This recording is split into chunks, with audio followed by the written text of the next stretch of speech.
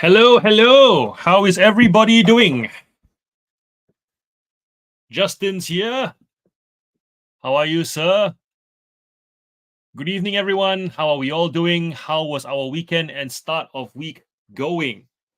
Um, reasonable amount of sales, not a fantastic amount, which is strange given that it's almost November. But then again, I remembered when the first year I was reselling full time, it only picked up around November because that was when my daughter was born. So I think maybe it was COVID that made that reset expectations of it's gonna start picking up in October because of the whole shipping delay thing and overload of the system with parcels going everywhere during lockdown. That we think that it starts in October, but then now I think about it, no, it actually started closer to November. So maybe this is the sign that we're closer to normal. Clint, how are ya? Good evening. Good evening. Talking about sales and when sales are picking up. I'm starting to get some big sales going overseas today, yesterday, and today. Items that are not available globally, and just somebody happens to want it, and they're just paying asking price because they must get it. So I'm guessing that Christmas bug is starting to bite. Morning, Mr. Roberts. How are we? Welcome, welcome. Good weekend, but very quiet today. Just today. So yesterday was good. Tomorrow expected to be good as well. Blondie, hello. Liv, welcome. Sandra, Toby. Wonderful attendance. I love this. I just saw the number of people here go from 8 to 14. So everyone's just like, it started, we're coming. Hello, Jane. Hello, Sarah. Welcome. That's 1, 2, 3, 4, 5, 6, 7, 8, 9. 5 of you. The 5 of you that are lurking in the background, show yourself. Let us know who you are. If you are new to the stream, let us know where you are from. We love hearing about where all our resellers are in Australia. And of course, if you're overseas, it's more of a treat because call it small country syndrome. Let's call it that. Whenever somebody whenever somebody is fascinated enough by something Australian to pop into an Australian stream, we go, oh my gosh, they noticed our little country. Or maybe it's just me. Dean, welcome. Redeeming Retro. I do not recognize the name. Are you new here? And how did you hear about the stream? Let us know.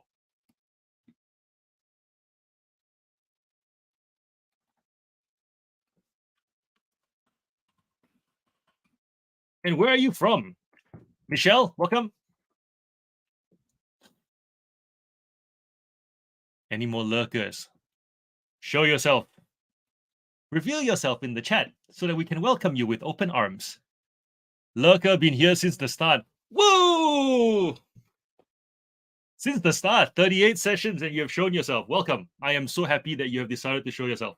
Do you feel comfortable letting us know whereabouts in the world you hail from? I kept Toby going. Lurk wouldn't know how to do that. Wouldn't know how to do that, me. Sup, Brendan? Anyone found any good Click Frenzy deals tonight? Is it bad that I don't notice Click Frenzy deals because I don't buy stuff retail anymore? It's all generally part of bulk lots from the thrift. Redeeming Retro is from Bendigo. Cool.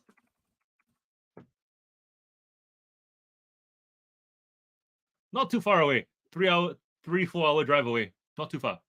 Yeah, Click Frenzy deals.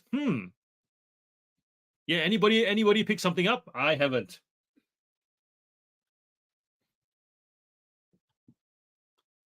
Oz Riley's here. Hello.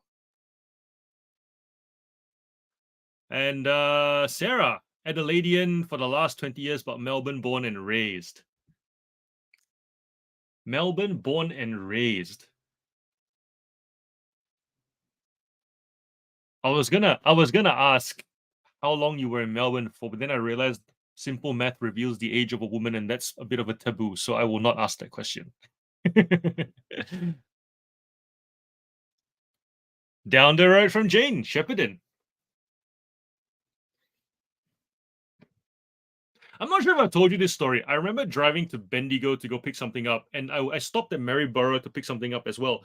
And I was at the boom gates for the train line went down, and I was kind of like looking around, waiting, and then I noticed that there was not the usual hum because some of the cars had just switched off. And then I realized that the locals knew that it was the locomotive that goes interstate, and it was just like carriage after carriage after carriage after carriage. It was like a good 15 minutes. We were stuck at the lights, people pulling out newspapers, and some of them looking at me with my car still on, like tourist.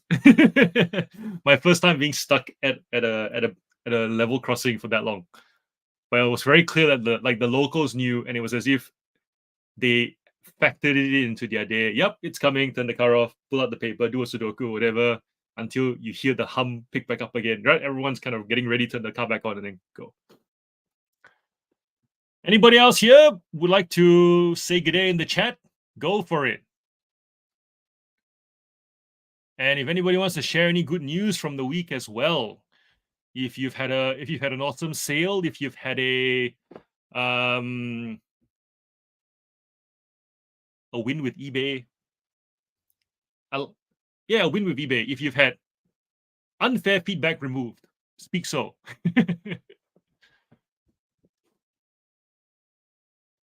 I picked up a collectible toy train that was supposed to, that up until I picked it up, people were only asking for $199 and it had not sold. And the reason is because it will only go to a specific buyer who really must have it.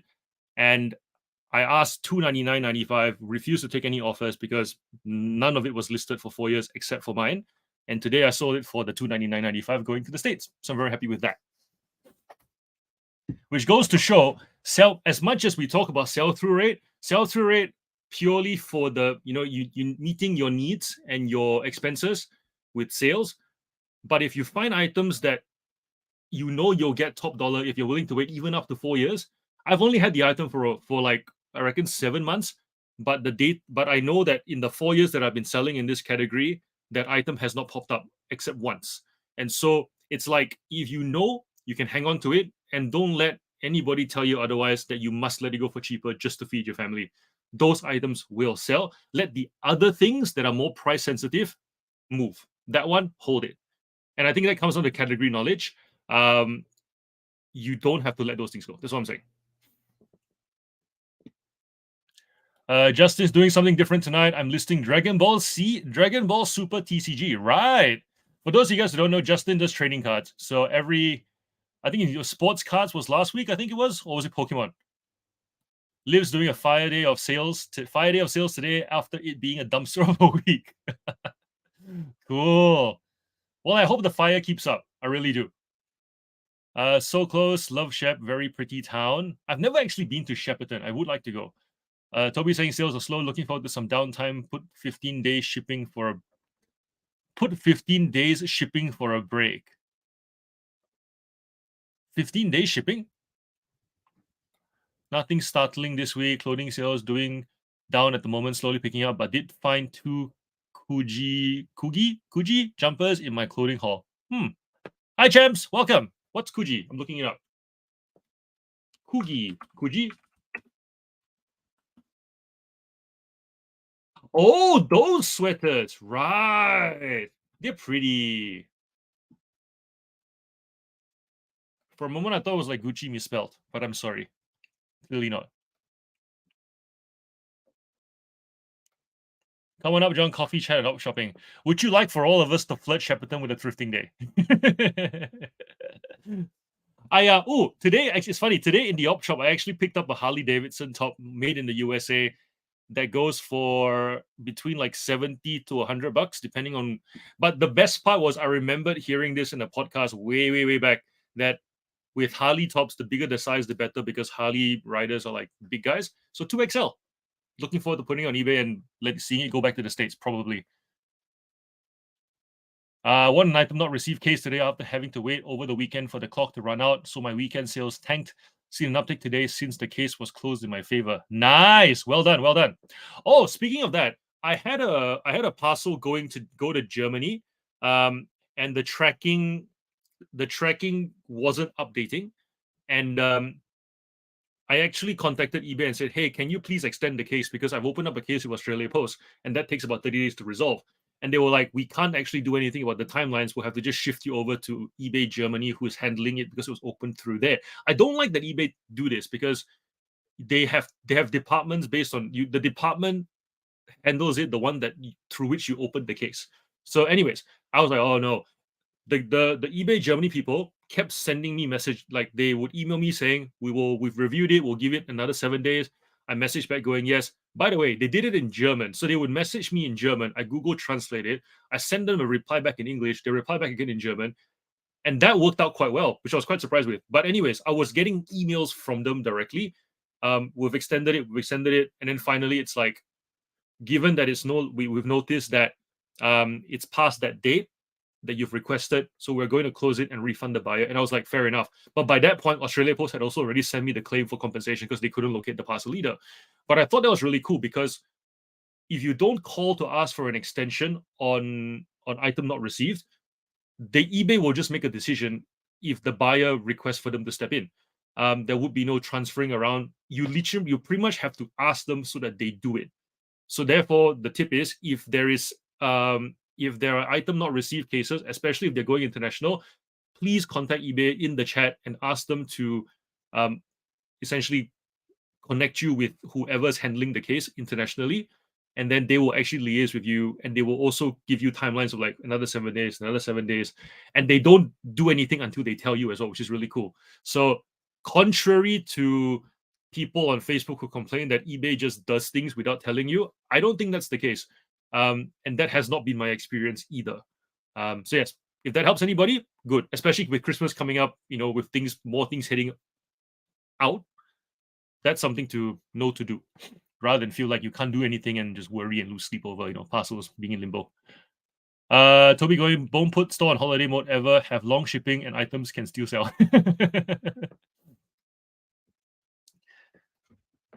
Just sold the Godfather Steelbook PS2 game, $50 redos. Woo! Well done, well done, well done. I need a sound box that makes this sound.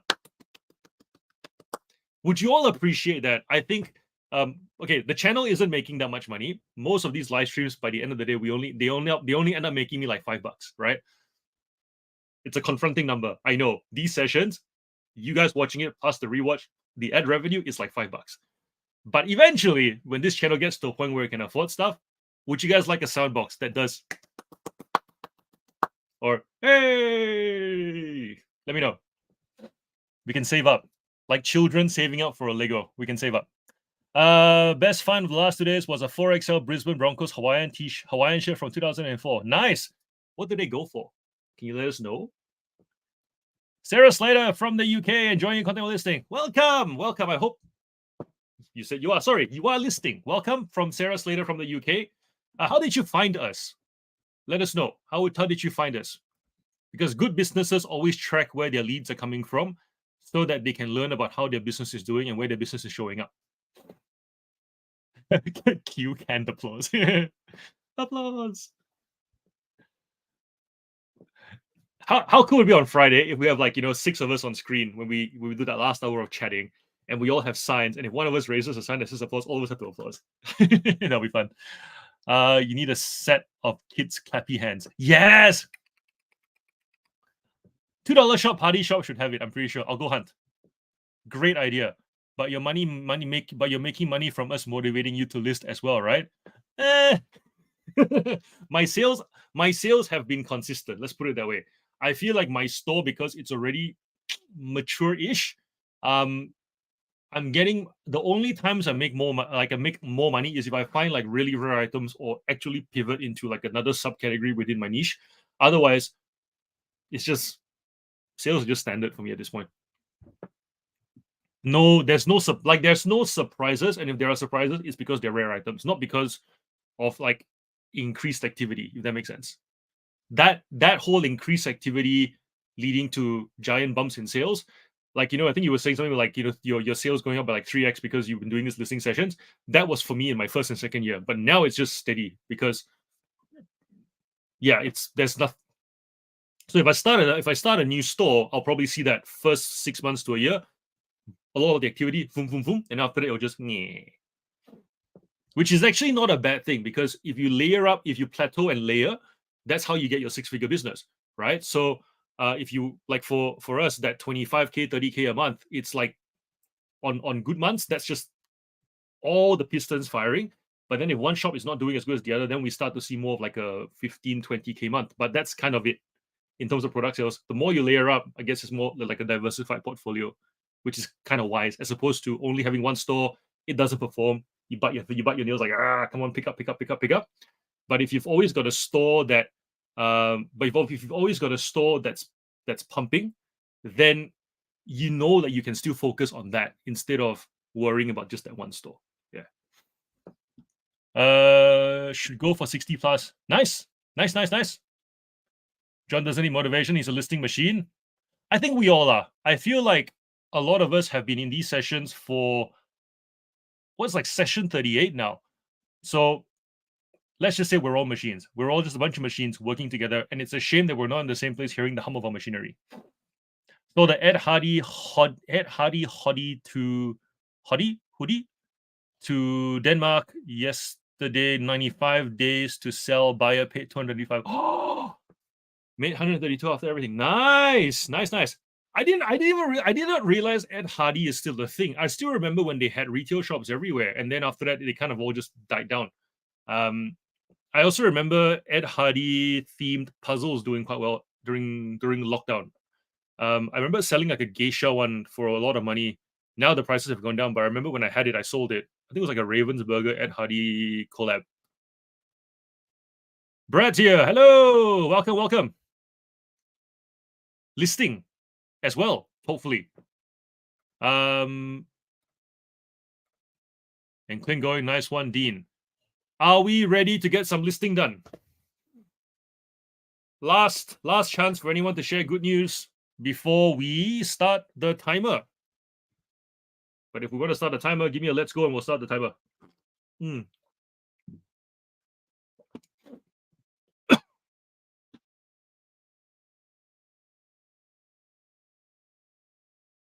Jane going, picked up 6 Ed Hardy embroidered caps. New with tags at Salvos last year. Made a pretty penny on those.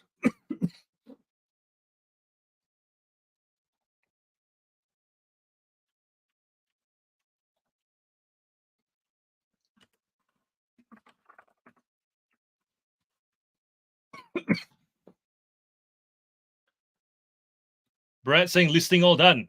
Surely not. There cannot be listing all done. There must be more. There must be more. There's always more. Money pile, right? Justice going, let's go, let's go, let's go. Everyone doesn't know. Nathan's a friend, and we actually caught up today, and I told him about the stream, so he's hoping to say good day. So Nate, we're going to go into like a 30-minute listing session, and it's going to be quite quiet.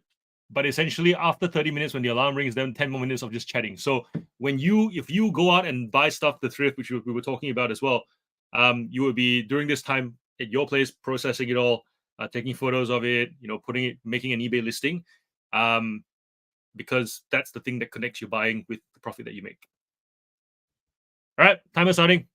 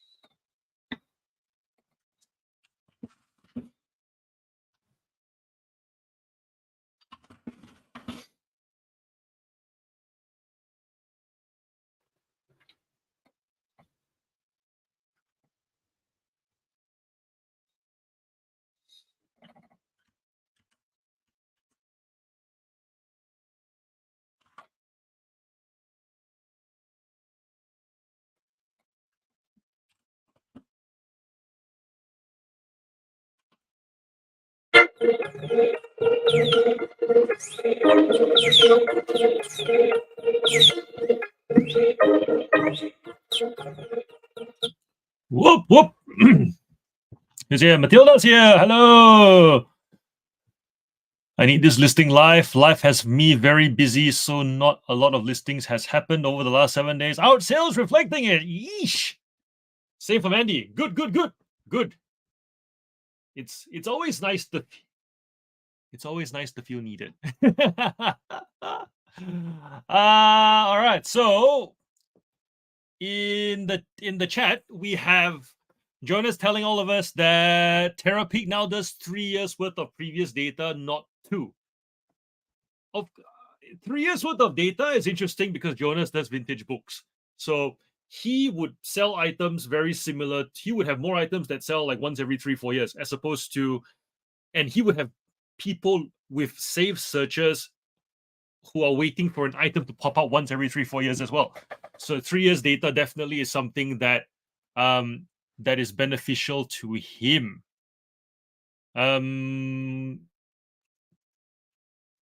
Michael saying, for those of you guys who don't know, remember Michael, when he first joined, I think he only had like 9 listings or 11 listings, and it's grown with each session he's come here. And he's saying, I've been listening to other YouTubers regarding listing items and see if anything sells. So far, none. Did everything I could, maybe not trying hard enough. He's currently got 30 listings, so he's growing gradually. And he goes, people keep saying, keep listing more stuff. That's the way to go sometimes. Michael, the way to look at it is, if you think about, so I was explaining this to Nathan, who caught up with me today. I was saying that with toys, for example, you have the current season of toys that are on the shelf, and anything prior to that current season is no longer on the shelf. So if let's say you've got the Ninja Turtles movie that came out recently, all the figurines on the shelf are current from the movie. If you want characters that were in previous movies, previous seasons, you have to buy them secondhand or buy them brand new at like collector stores or novelty stores that charge a lot more. eBay essentially is the place that stocks them. Well, what that tells you is that much like how a retail store has limited space, eBay has unlimited space.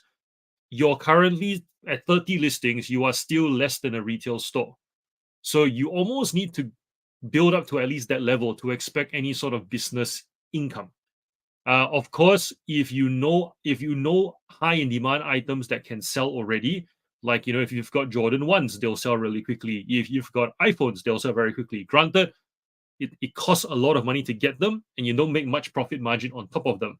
Sought after Lego, if you pay $50 and sell it for 60, you'll make 10, and then you take fees out of that, you only make like $5, right? Or maybe even less.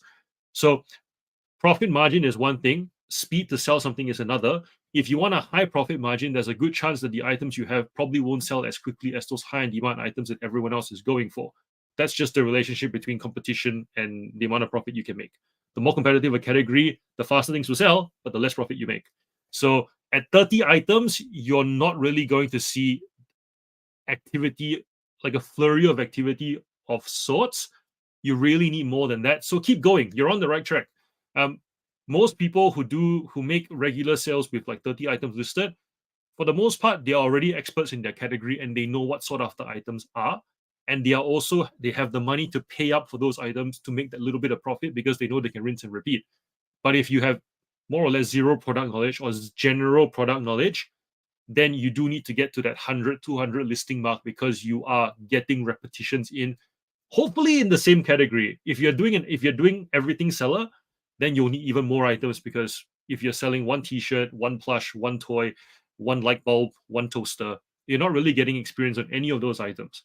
So if you do want to have more of a focus, even if it's just home goods or electronics or books, and eventually you start to see patterns in how fast things sell, how sort of things are, watches, whether you can send offers or not because people want the items, but they just need a bit more of a push. All those insights come with repetition. So keep it up. You're on the right track. Next time you pop on, hopefully we'll see a listing number goes up to 50, maybe 100. Although 100's a big jump from 30, given the rate that you are going at.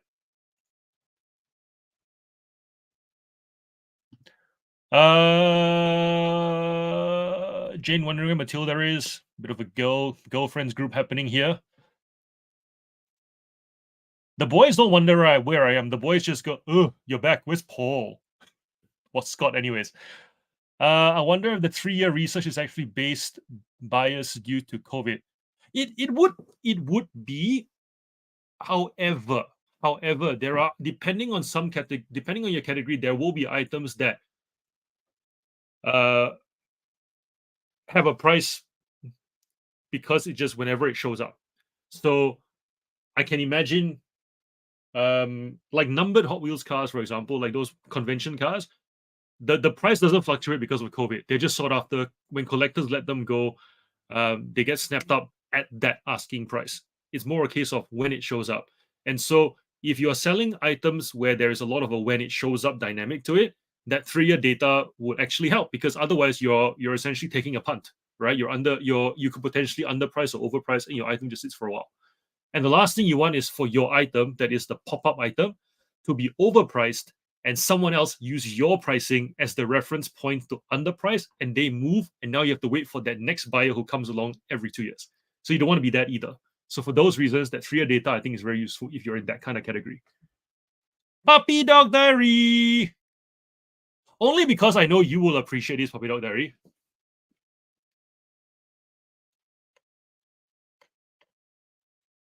For those of you guys who are new to the channel, people have asked me what the inspiration for the mohawk is. I've had Yondu, I've had Mr. T.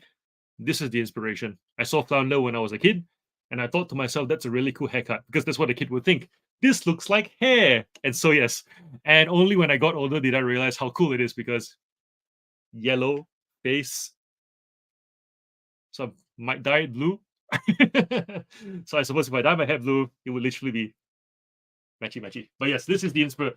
Flounder was the inspiration for the mohawk. And the moment I had a history of banking and more professional jobs, so the moment I didn't have to be professional suit wearing John anymore, this happened, and it's gonna stay this way till the day I die. Matilda telling us about dentist appointments and putting kids to bed. Yeah, that's life. My kids were really good today. Like they now know when I tell them live stream night, they get their act together. So I'm very happy about that now. Only took them 38 sessions. Need a new chair. Stay. Don't keep going down.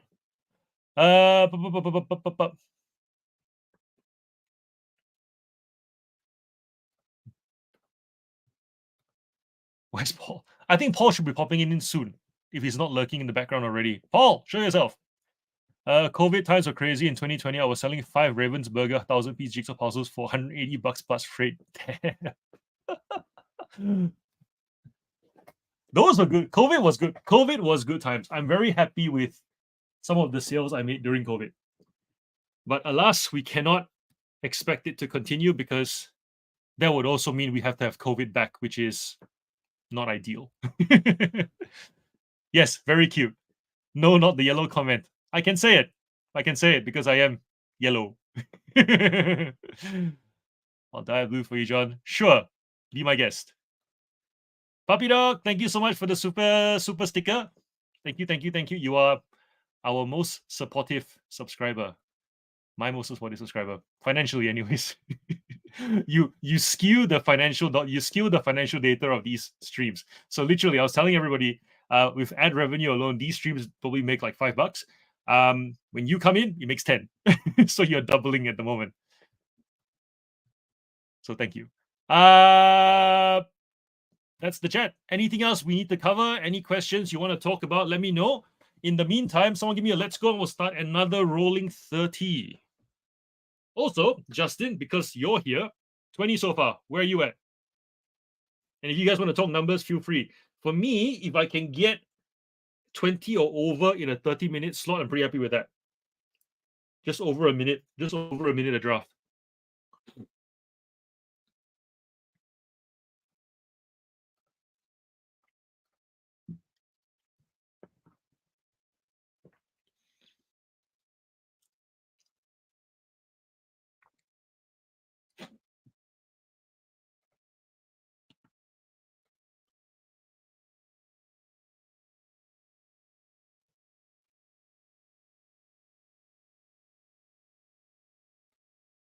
Matilda wants to talk game changer. Cool. We'll talk about that in the next session.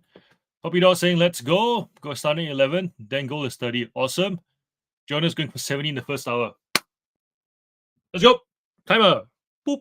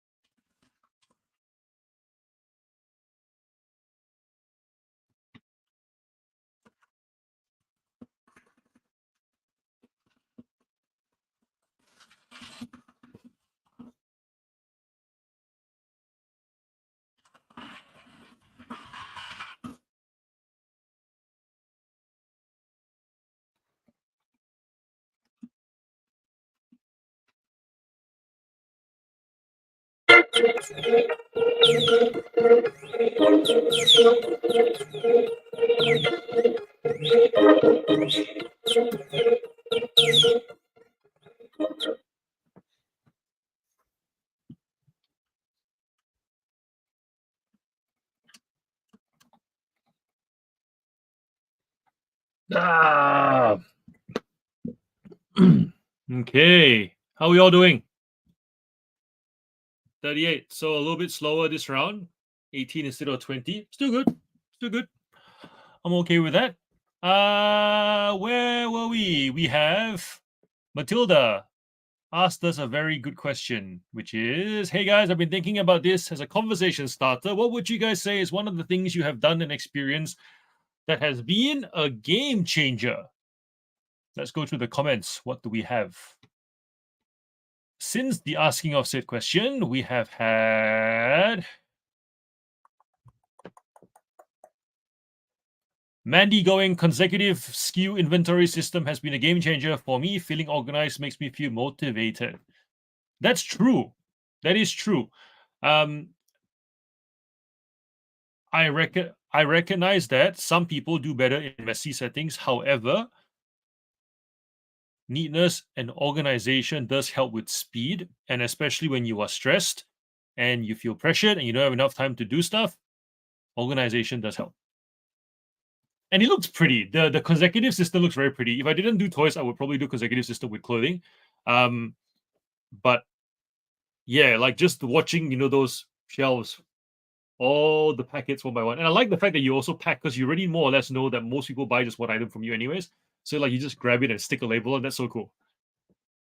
Dean said it took me a while to get my head around this format. Now after 10 chat, I'm thinking, let's go. Yes, it works. It's rhythmic enough. And sometimes when we're on a flow, we just go 30 into 30 into 30. And then I think the most we've done is 3 lots of 30 in a row because we just didn't want to talk. We just want to get listing. And if that's the feel of the room, even better. Justin's going learning as I list tonight, so taking my time. Isn't it interesting learning as you list? And then like especially if you expect to go faster and you're not, it messes with me. That inertia of learning as I go does mess with me, and I don't like it. And I've noticed that I have this call it a weakness, if you will. All the stuff I list, I already know, but if I want to go and see listing numbers go up, I don't do action figures just because they take longer. And by longer, I mean if it takes me a minute to draft, a minute to draft the Hot Wheels car and like 30 seconds to take the photos, action figures can be, between 7 to 10 minutes, depending on how much I want to pose them. And sometimes researching them is quite hard because you don't have much to work with, especially with all the variants. So I sometimes do feel kind of guilty learning as I go because it feels like I'm enjoying knowing about the product. I don't know. It feels weird saying that. It feels like I should just rinse and repeat and go, go, go, go, go, like a factory worker. So definitely there needs to be like an adjusting of expectation before I start. Otherwise, I just find myself getting fidgety. Let me know if any of you guys feel that way as well. If it's not just, or if it's just me. Jane going 13 governments drafted 10 minutes sidetracked by chat. Then Lee popped in. Dave saying getting a label printer shipping is so much easier. Agreed. Absolute game changer. Absolute game changer. Anyone else? But Jane saying when she started selling, Jane started setting small goals, achieve those goals, up the ante and the goals. Yep. And Jonas at 65. Hi, Michelle. Welcome. That's all right. We're here for 4 hours, so you'll still get plenty done even if you're late. Game changer me was going to Retail Global for the first time. So Retail Global, for those of you guys who don't know, it's where all the retailers and their suppliers all come together. Happens at the Gold Coast in Australia. So essentially, if you're an eBay seller and you use like a shipping partner, those partners will be there. Couriers like Interparcel will be there. You'll see Amazon, though Amazon will have a table. Shopify had a table.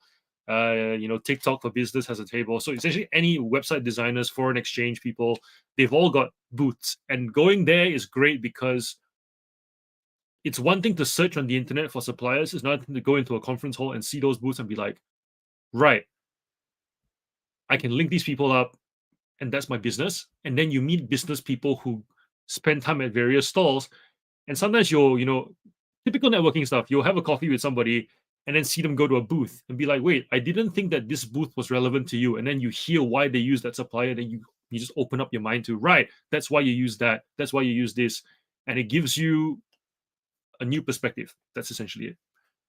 I'm planning to not go. I'm planning on going probably in 2 years. Might go this year, still undecided, but definitely planning on going once every 2 years.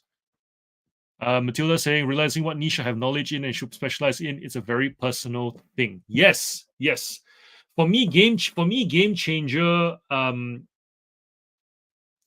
was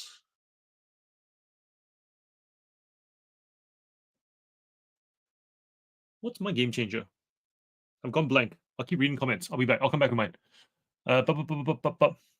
Buying a disc cleaner made nearly 400 in the first week of cleaning. Refurbishing for the win. Hey, Jody's here. Jody going, I like one of those, but aren't they expensive? Expensive, but you make your money back. So obviously, as with all things, it's a worthy investment if you're going to use it ongoing. And from memory, based on what Tom was saying, those things don't break down very easily either. I feel that I have to learn each book as I go along, can take long researching. Yep. But obviously, it gets faster, Sandra, doesn't it? I think the deeper you go, it gets faster, especially if you're looking for items to rinse and repeat. Game changer me joining John's live. Since joining this group thinking differently about my store. Yeah. Thank you, Jody. Eco Pro 2000 outlay, but most discs are now cleaned. What was my game changer? My game changer was upgrading my phone every single year. That was my game changer. The fact that I noticed that the biggest difference between my photos and my competitors was literally the photo quality. And seeing people, and I can tell people taking photos with older generation phones, and as you keep, and so for me, the non-negotiable every year, more or less, is I say more or less because I've had this conversation with Paul, that this year, the fact that to get the highest iPhone, to get the iPhone 15 Pro Max, it's like 2.5K, which is ridiculous. Like I still can't. I'm still wrapping my head around the fact that phones cost like 1.5K, and then now we've got a phone that literally is 2.5K. So, for marginal differences. But yeah, newest phone every year made the biggest difference for me. Forgives so many issues. And you guys have heard me say this, like lighting, forgives shaky hands, just because the tech is so good, the stabilization and whatnot. The stabilization, the sensors, amazing.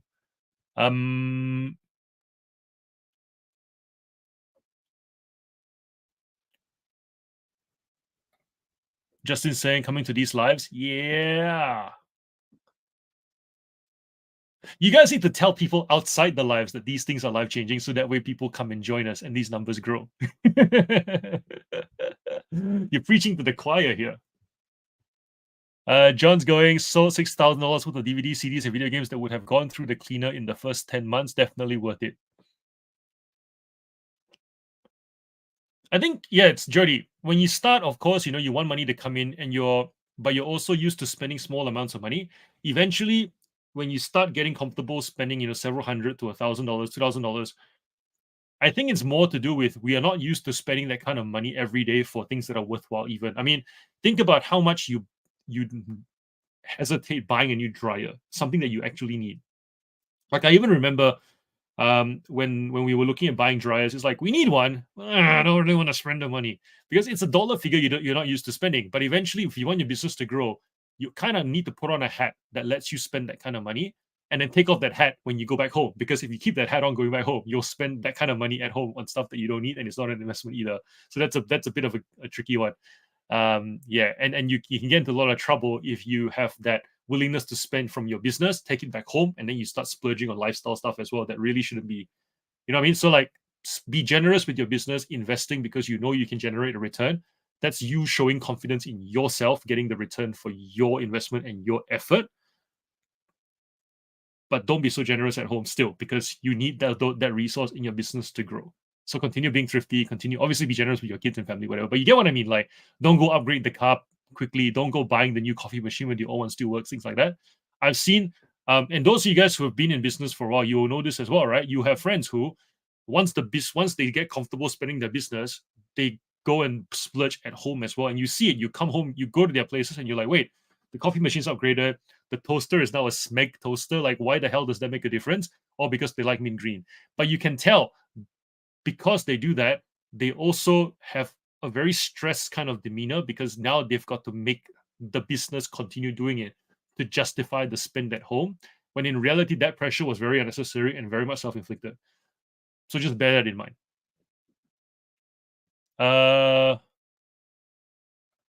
People will tote today on Jason's post to come here. Yes, I was very happy about that. And I'm glad, and honestly, I'm very glad that this live stream has become a safe space. People feel comfortable here to share what they're going through, to find support. And I mean, sure, that's me talking to the camera, but you guys do a lot in the chat. Like, these chats are lively. I was thinking of the right word. I wouldn't say like it's not just noise for noise sake, and there's not just banter for banter sake. You guys are actually wanting to help each other. Every time I see a question come in, if you've got something to offer, you guys do that, and I love the initiative. So, and applause. Well done, everybody. Pat yourself on the back. I'm just imagining you're all doing that. But seriously, this is an amazing environment, and I'm so glad that everyone has bought in to what we're building here. And I think the good part about all this is that it doesn't go away the bigger you get. So there's something that I learned when I did coaching. Today's video, when I did coaching, the one thing I learned was when you're gonna hire someone, always make sure that your first hire or two are people who share your values, and you can be patient with it, because you don't want to hire people who don't care.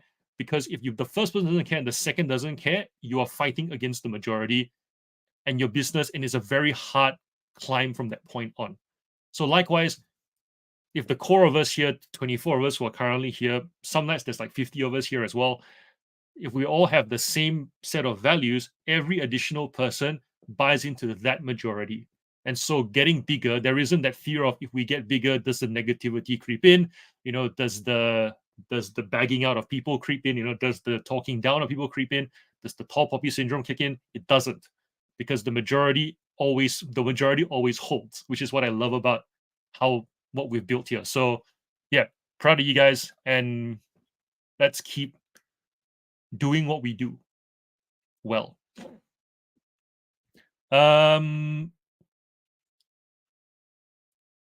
Jody started working in my organization yesterday, slowly working in a small area. I need to work in little chunks. Yeah, as long as you're making progress. As long as you are making progress. That's the most important thing.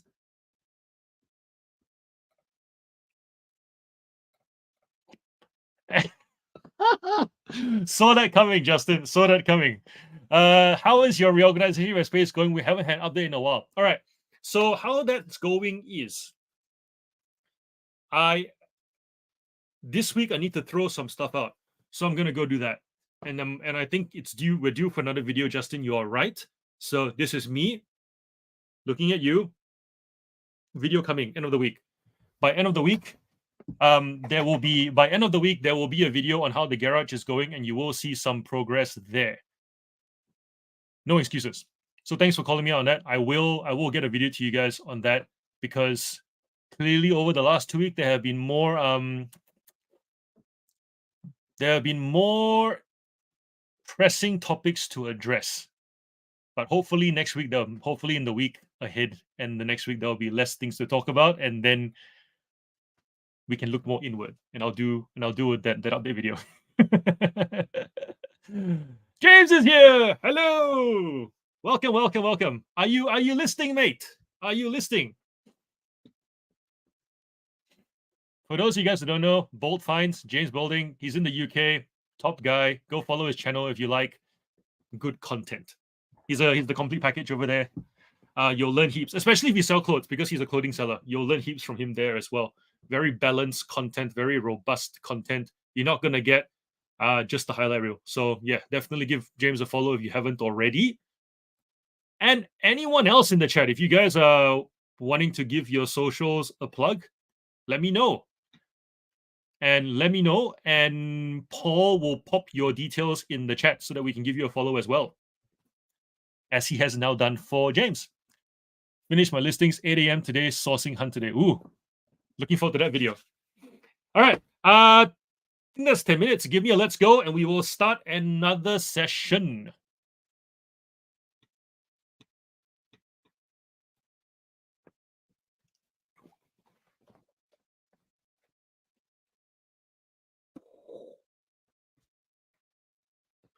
Let's go. Go. Puppy dog's keen. Doop.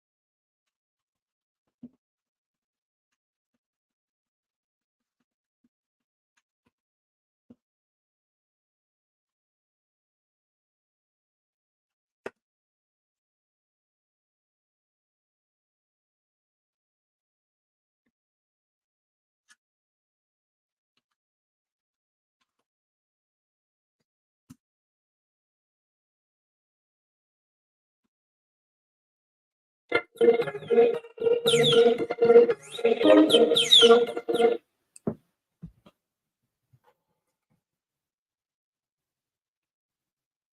right, how's everybody doing?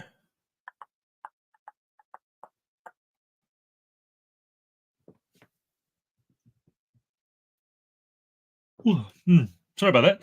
Okay, so where were we?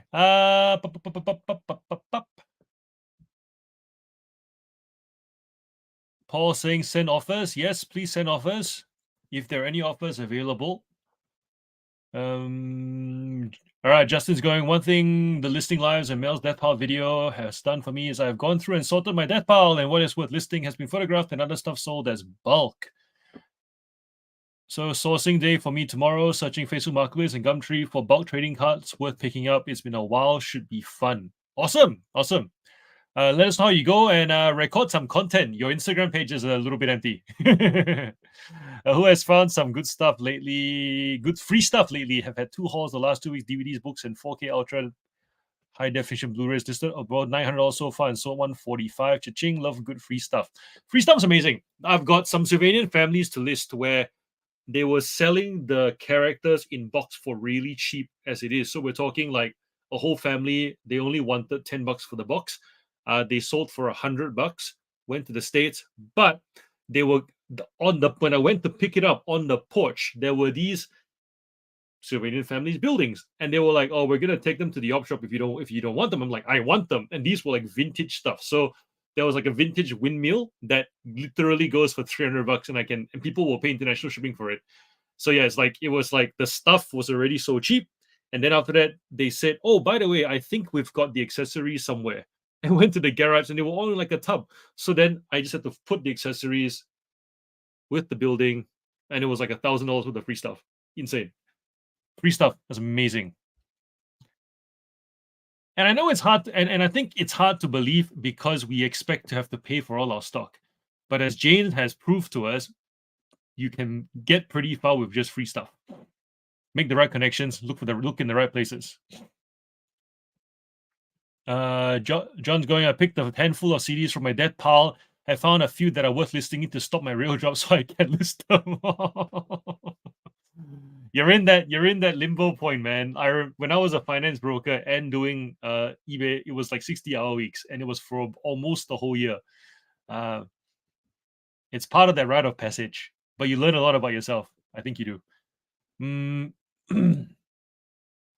Justice has sorted out an estimated 50,000 trading cards since I started coming onto the listing lives. Of that, just over 5,000 are worth listing either individual or in lots.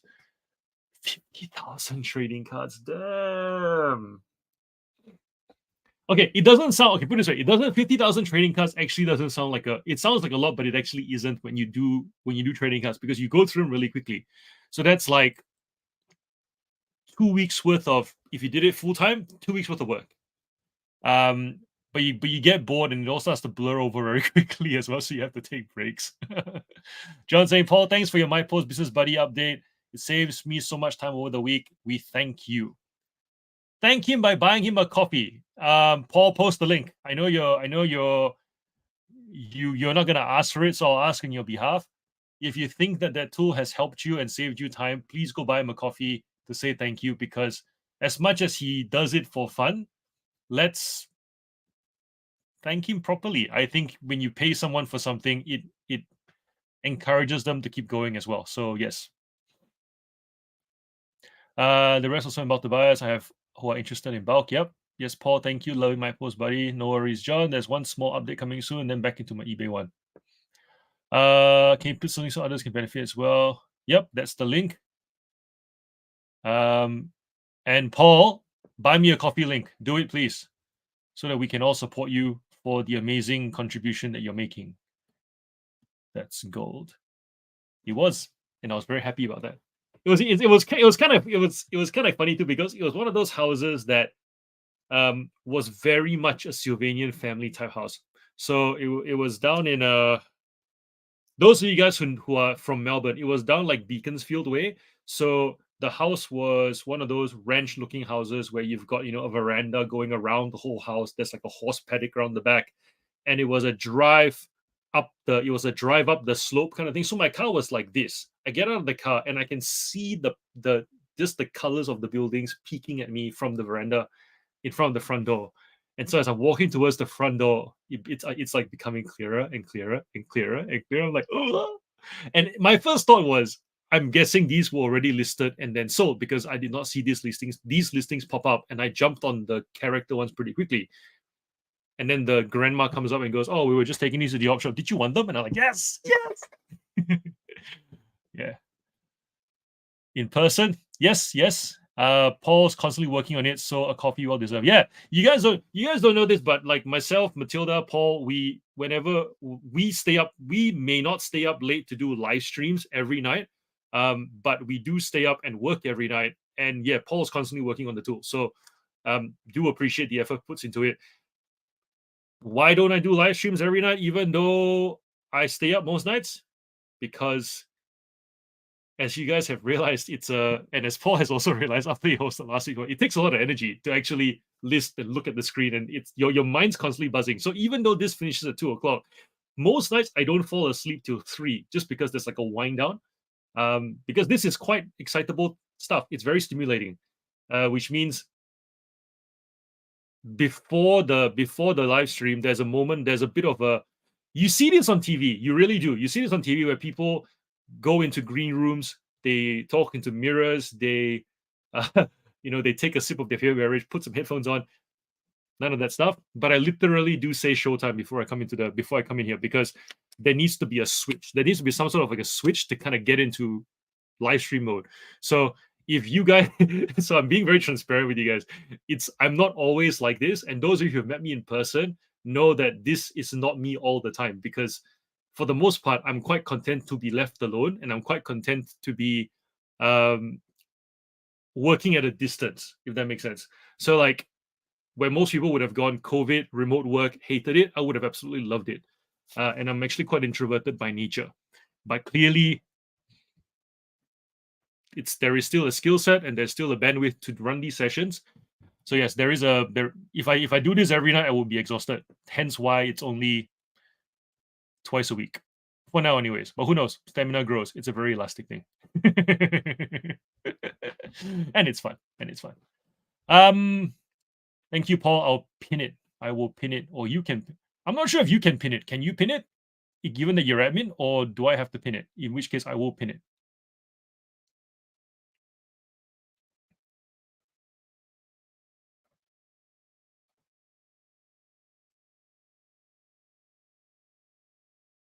If nobody else has, there's 25 people in the stream. If you've popped, some people have come in and come and gone.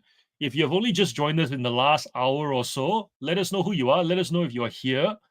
Don't lurk, because lurking is forbidden. No, it's not. We like to know who's here. We like to know your name, if you're comfortable telling us your name, and more importantly, where you are from, so that if there are resellers in the chat who are local to you, whilst I know there is a sense of like, I don't want local competition, you'll find that connecting with someone close to you actually is great for mental health. It's great for just feeling like you're part of something, right? Because we are very lonely doing this. It is a very isolating thing, working on your side hustle at home on your own, after work, after parenting, after everything else that is apparently more important than the side hustle. So yeah, do let us know who you are, where you are from. And what you'll find in this environment, especially if you've been looking for a while, is that we are all very caring and supportive people. That's the culture here. So yes. So the way you treated Christopher Long, are you sure you're an introvert? Yes, I am. Believe it or not, I am. I actually get tired after big social events. But I think that but I also have this. I'm trying to think of it. It's not an obsession, but I'm like, everything to me is a bit of a cartoon. So I'll go, and I think Paul has a similar kind of cheek as well, where we go into rooms and we wonder what would happen if the punch bowl tipped over. I was listening to, there's a comedian called Joe Lysett in the UK, and there was a segment where he was like, he walks on the street, and then he sees children, and he goes, kick that toddler. You know, that those thoughts. So those things play out in my head. And what I've realized is I enjoy myself with people a lot more if I just say those things out loud. So I think that so sometimes when you guys go, John says the randomness of like just stuff, it's because that's just me coping with the environment that I'm in. Because if I stay quiet, my brain gets really, really noisy, and then I start doing things like, my palms get sweaty. Like, look at it. Like, it's actually, I'm not sure if you guys can see that in the camera, but it's I get clammy hands for the most part when I'm around people, and I used to chew gum and only wear closed. I told you guys this, yeah. I don't wear thongs. I wear like closed-toed shoes so that my feet can wiggle and get all that energy out. Yeah, so like Paul says, like introverts can emulate extroverted behavior, but later on they break a bit. So we know how to do it, but we don't look forward to it, and we still get nervous. Yeah, all my life I've been nervous going into big rooms. Doesn't matter whether it's class, church, theme parks, shopping centers. Get nervous, get sweaty palms. Dread making eye contact. Ooh. Um, Hated going to school early because then I have to go and hang around and not have anything to do. So for the most part in high school, I spent my recesses and lunches just playing basketball because it was doing rather than staring. And because like when you're in high school or in primary school, even your ideas don't have you feel scared sharing your ideas because there's this whole like cool not cool dynamic that's happening at school. But once you become a grown up, you essentially say fuck it, I'm just gonna say what's on my mind, and if you don't like me, you can leave me alone, right? So I think that's why now I quite enjoy being me now, but I did not enjoy being me in high school. I found that actually quite intimidating, because it was like, which thought do I share? If I share the wrong thought, am I gonna feel the wrath of society? So yes. Bronwyn's here. Hello, hello, hello. Hi, Bronwyn. First time live, but have followed for a while. Thank you. Are you listening? Also, let us know whereabouts in Australia you are, or the world, if you are international. Matilda saying, please reach out if you have trouble with the settings of My Paul's Business Buddy. There are many here that will help you through it step by step. Yep. And hopefully, if we all master the tool, we can be Paul's biggest advocates, and that can be something that he continues to build, and it grows. And yeah, will be his guinea pigs, test market, biggest fans, all that stuff, all that good stuff. Thanks, puppy dog. I'm okay now. I can handle it now because I know what to do. And I think that's the thing. If you don't know, actually, I was gonna do this in like a long drive and dive, but you know what? I reckon this is as good a time as any. There's this content I was thinking about when people get scared. And you meet someone who's braver than you, right? I think in reselling, there's a sense of like there are people who are braver than us, people who are what's the word? More courageous, like you think more daring. That's probably the word. Like someone will try a category and they would spend more money than you would spend, buy more than you would buy, haggle more than you would haggle, and you get this sense of like, am I too timid to do this? And I've come to realize that everybody remains the same level of scared. The only difference is once you work out the steps of what to do step by step, you have something else to focus on. So I'm telling you guys now, before I start every live stream, I still get nervous. I still get scared. Not because I don't trust you guys or don't think that you guys care. It's just that it's a scary endeavor, always has been, right? But because this is not the same as eating a bowl of spaghetti. But because with each session, with each practice rep, there is a growing, I guess, comfort with what the next step is. It's not as overwhelming, and you notice that when I start, it's like, hey guys, how's it going? Da, da, da. There's a bit of shakiness, then we get into a flow. But at the same time, that has now leveled up to, with each session, I'm trying something new. You guys don't realize what I try every single session, but every session I do try something new.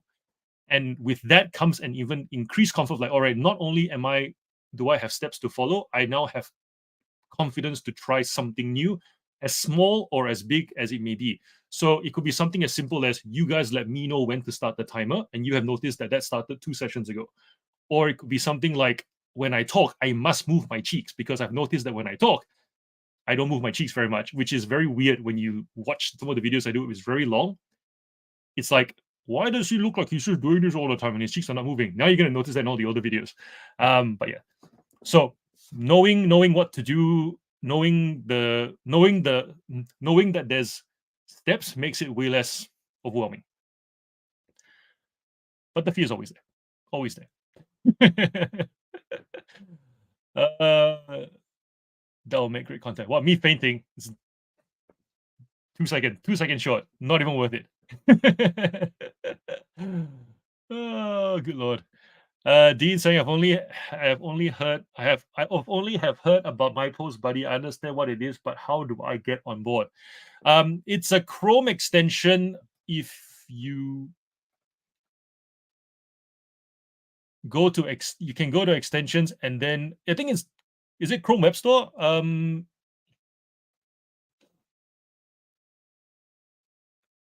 Or click the link.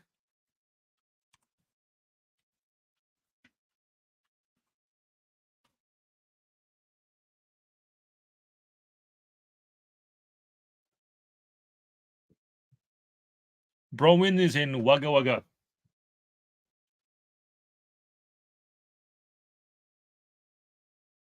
We're keeping track of everybody so that we can spam you later with emails. No, not really. Oh, actually, I think we have another person in Wagga Wagga. Hold up. Who was it? I thought we had someone else in Wagga. We did. When I remember, I'll tell you. You might have a friend.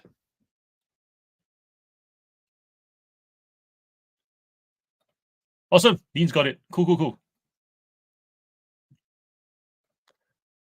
And and whilst you're there, guys, you know how we always talk about liking the video so that it helps it push the algorithm. Those of you who haven't, give this video a like. Also, on the My Post Buddy thing, give Paul a 5-star reviews, so then he also gets a bump.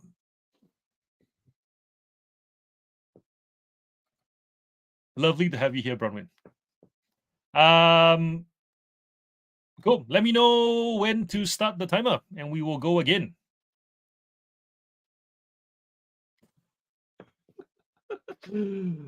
Puppy dog flexing your super fan status. Liked it an hour ago. Were you my first sub? I think you were like my first sub from memory, or one of the first subs.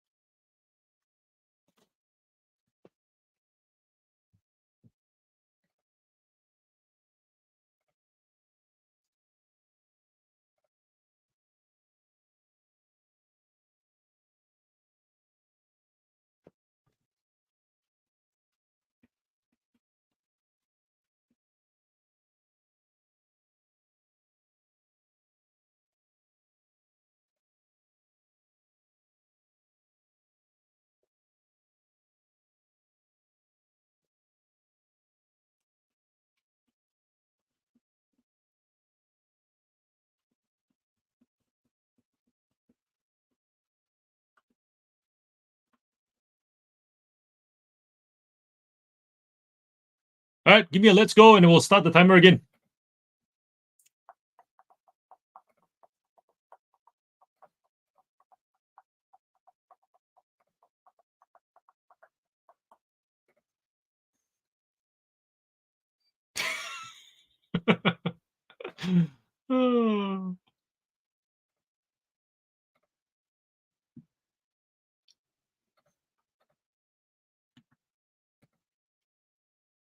Justin's on the let's go. Cool. Yeah, puppy dog, the basement. We'll revisit. We'll keep the basement. We will not sell the house so that we can always go back to the basement on like the anniversary of the channel.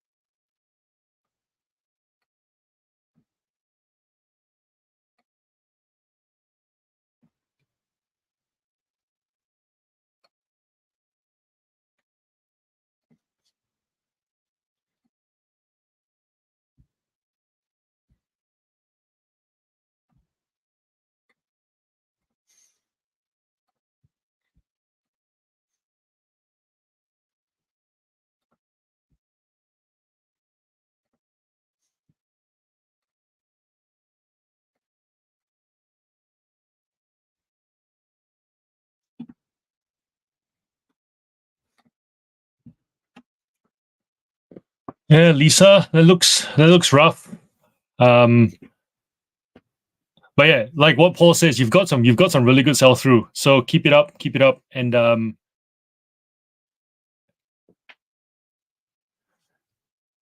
hopefully the numbers swing into the green for you. That's all we can say, really. Yeah.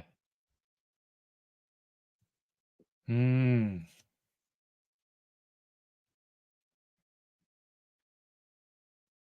Which is why it's we should not take it for granted when we because reselling is something that everyone can do. And I'm very mindful today, like even in today's the video that came out today about paying for coaching and stuff. Like I'm very mindful that with side hustles, it's called a side hustle because we generally can start it with no money, a lot of effort, and then the moment if the money doesn't grow quickly enough or timely enough, then the moment something happens in life that takes away the ability to put in the effort and the ability to give it time, the thing can sometimes just like die a very, miserable death. Not an ugly death, like not even sudden, just miserable. It's like the algorithm stops supporting you, your clients move on to someone else because if you're not available, they go somewhere else. It doesn't matter whether it's eBay. It could be like you could be a makeup artist, and the moment you don't have a car, suddenly they go, yeah, we'll find somebody else. And you lose all your leads and start all over again. And it's just miserable. So yeah, be very mindful of that. The good thing about side hustles though is that the moment you can give it the fuel that it needs, which is literally time and effort, and sometimes even no money, you can get it back up and running again. So yeah, Lisa, that's tough. And we don't feel I don't think hopeless is the word, because I don't think any of us feels hopeless. You don't feel hopeless either. You just feel miserable, because that's really it. It's just miserable to not have momentum, because it's that effort, energy, and money combination that gives you momentum to then grow it into something that can actually change your life. So yeah, keep coming back. We're here to support you. You already know that. So 2 sessions a week. Hopeful that and keep us posted, obviously, because everyone loves a good underdog story.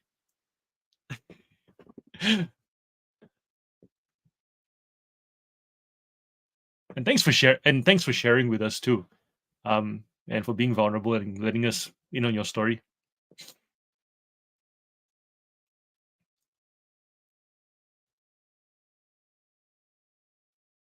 I think that's it in the chat. uh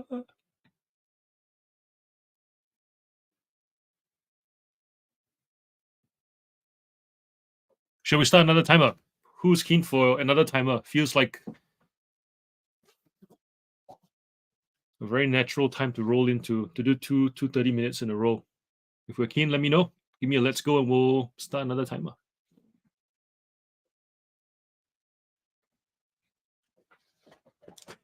Practicing eye contact. You guys are the best and the worst.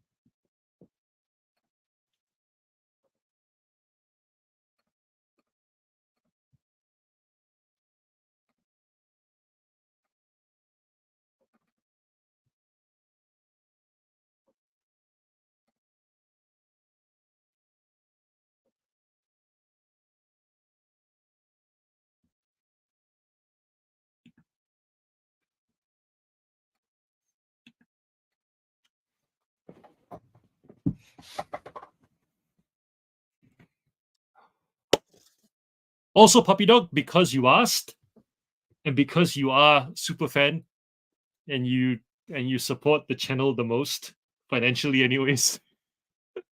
I have done as you asked, so please go check and report back. All right, starting a timer.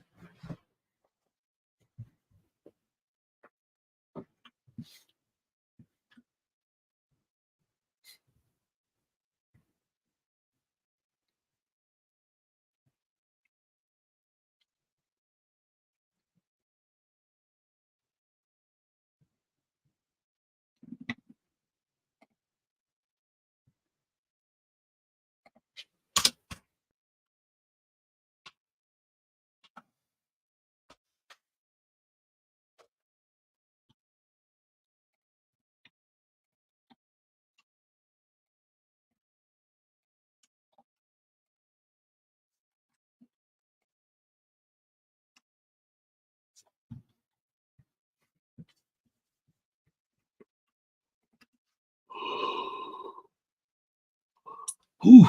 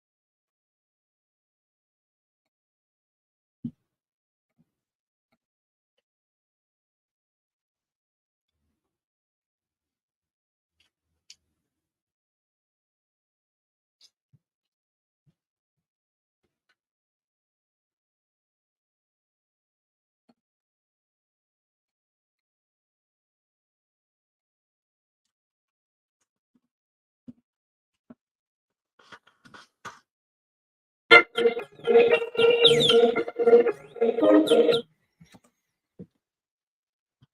going to finish this listing and then we'll answer Lisa's question. Or if someone wants to answer Lisa's question, give it a go. With the pricing, and I'll finish this listing.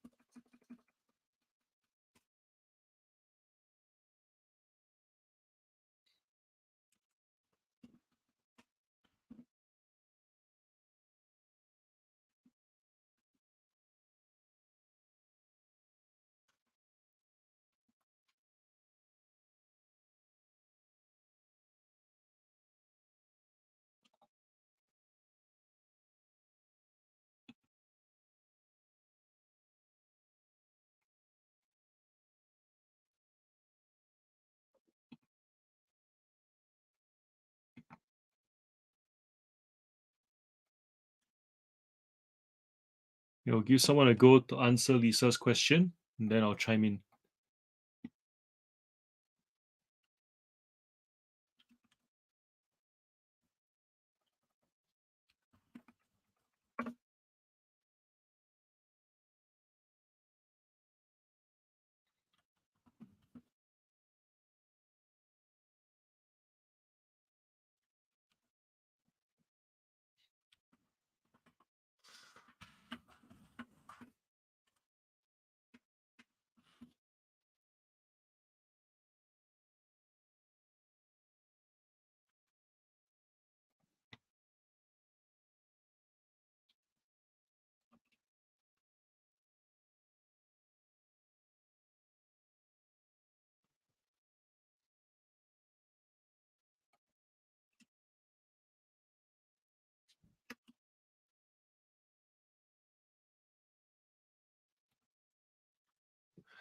So Matilda is saying, so with Lisa's going with toys and one-of-a-kind items, 100AK, one-of-a-time items, is it best to price high or take offers, or price low and sell fast? There must be a formula that increases profit.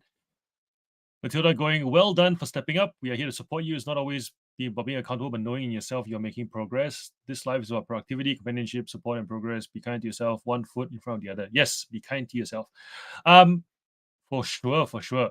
Okay, so when pricing when pricing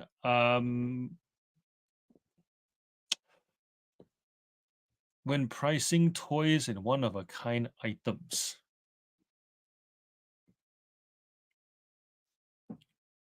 if you want to sell something fast, it needs to sell within the last 90 days.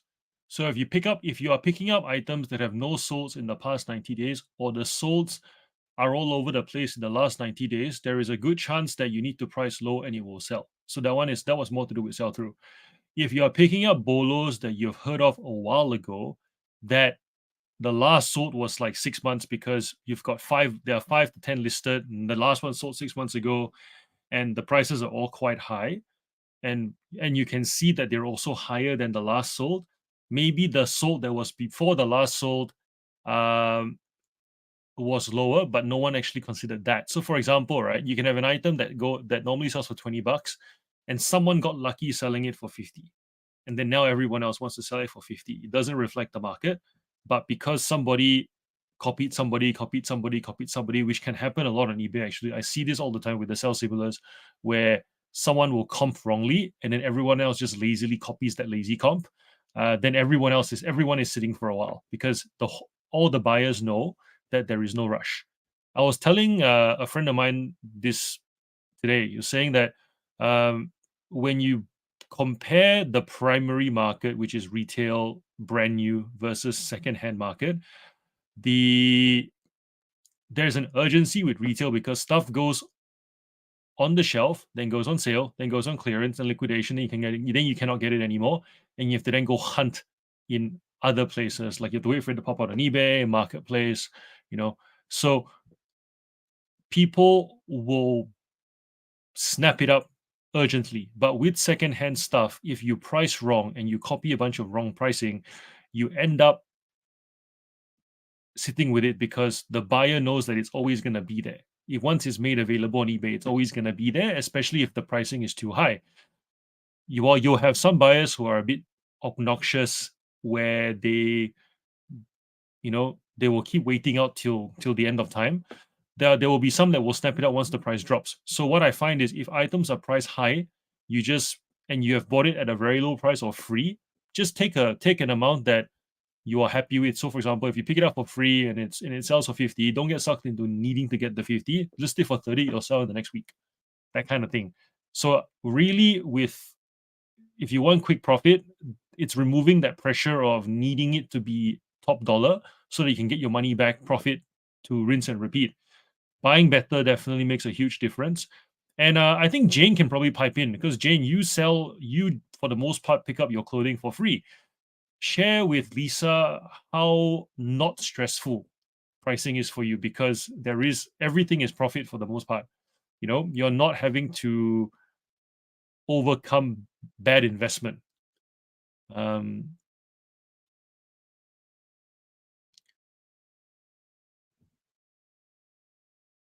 Janelle's going, Lisa, why is eBay taking 60% profit? Can you give us an example? Take into account that most of us are from Australia and your fee structure will be different to ours.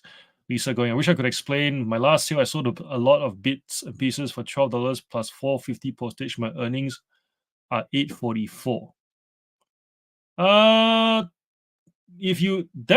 That kind of makes sense, because eBay takes the fee on the item and the postage, and there must be some promoted listings there, and you've also got insertion fees because you don't have because you have a store and your listings are not free.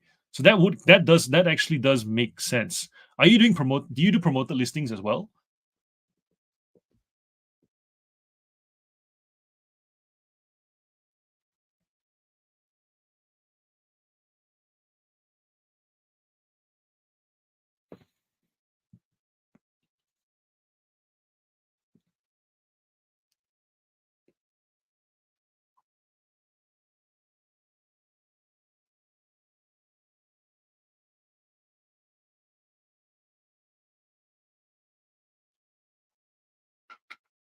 $10%. Yep. Okay, that makes sense. So if you take away 10% plus say 15% for fees, I'm just gonna do math. For my brain's not working to do math at the moment. Okay, so if you take what is 13, 17, 50, and then you times that by 0.75, you end up with $13, $13.12, and then you minus whatever your insertion fee is. $5 insertion fees feels high though.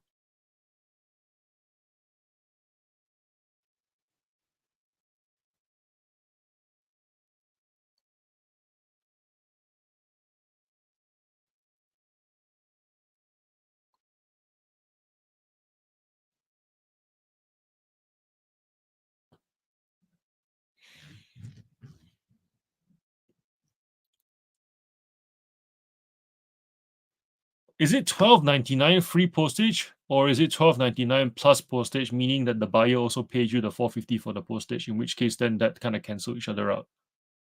Because I know that a lot of you guys in the States do free shipping, so that makes sense to me. Because then, if you take away the $4.50 from the $5 that's outstanding, your $5-ish outstanding, you're left with about dollar something insertion fees, which sounds more reasonable. So that accounts for the 15% fee, 10% promoted listings, 450, take 450 out, and you're left with a dollar something insertion fee. That makes sense to me.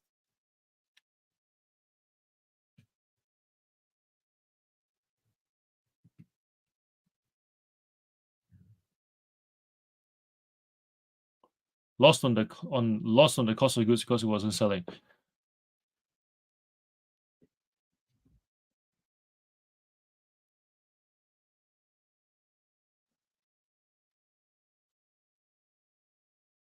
Okay, so from what we're seeing, right, it sounds like you definitely can improve on your buy costs.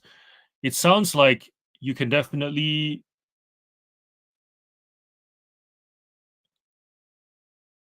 It's tricky because you do want the money to come back. Yeah, it's tricky. Hmm.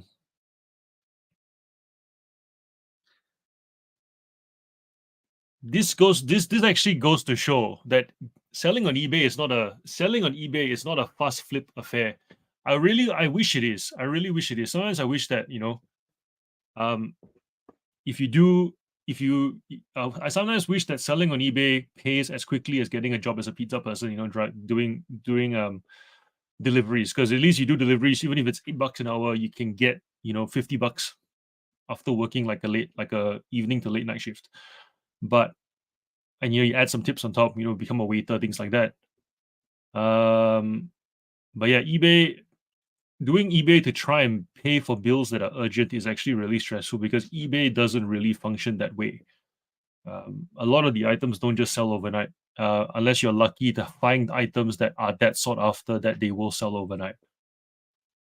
Hmm. Uh, Jane's going true. This week's sales are tight. I write down on my clothing due to not having done a lot of listings last week, but as majority of items are no cost, profitability is still high, slowly getting it back up. Yep. Puppy dog, do I promote list? Yes, I do. I have to do promoted listings because all my category competitors do promoted listings. But what I find is that most of them don't promote very high, and which is interesting because uh, I've also found that even though you guys saw my rankings for those categories I sell in, I'm in like the top five, um, and that goes up and down. It's like nice, top two, top three, and I promoted like 3%. So even though the report tells me to go up to like 5 or 6%, I don't do it because it's not gonna make that much of a difference. And looking at the size of the amount of sales that's happening in my field, it's not going to lead to that much more sales. So I just leave it as it is. But yeah, for me, I do between 3 and 4%, depending on the item. Janelle saying from low promoted views doesn't mean sales. People will type in search what they're looking for. Check your keywords if you want. Share a listing. Okay, that's good. If you look at your listing quality report for the category, it will tell you the promoted rate for the top 10% sellers in the category. Yep. How many of you guys actually went to check your sorry. How many of you guys actually went to check your listings quality report after seeing my post on it? And how many of you were surprised by what you saw, be it good or bad? Shouldn't laugh.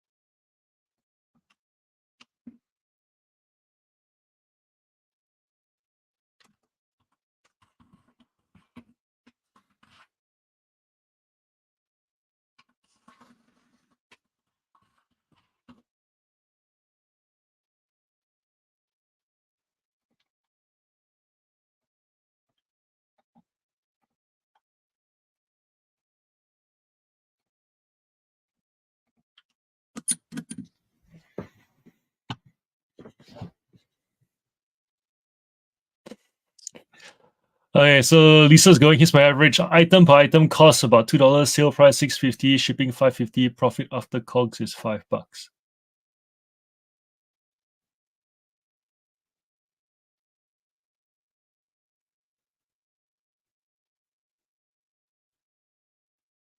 To sell 3 items immediately in order to buy another product, then I have zero, and then I have zero profit. Hmm.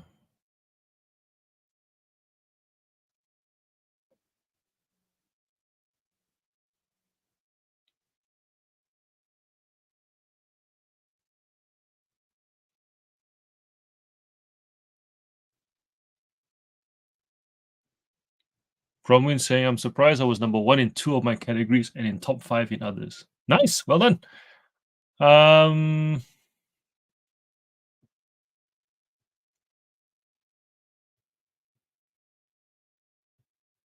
Jane's top 50 within clothes and books.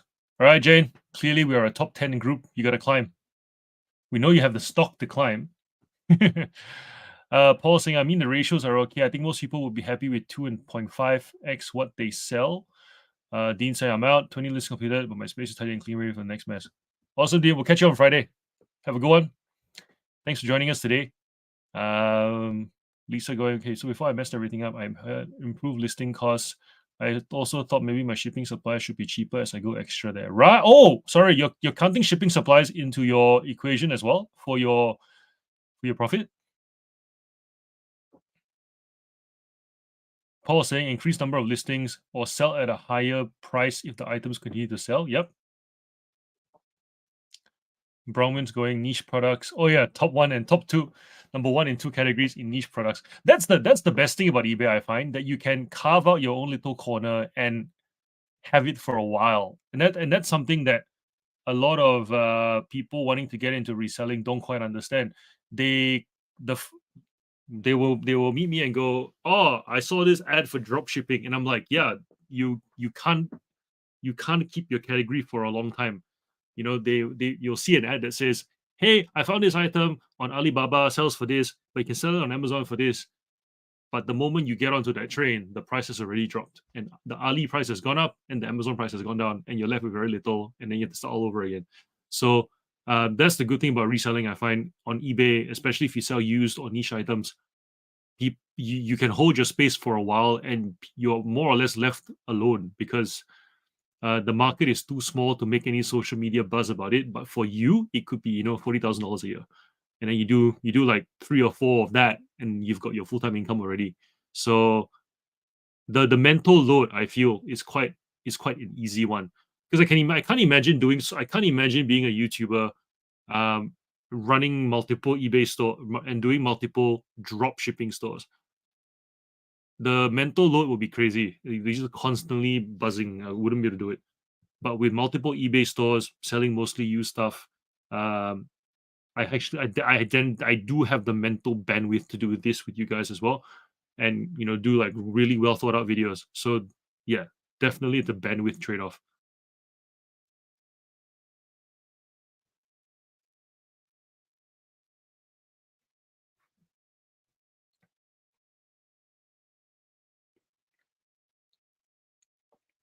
Puppy dog saying only 30 minutes left. I know it flies.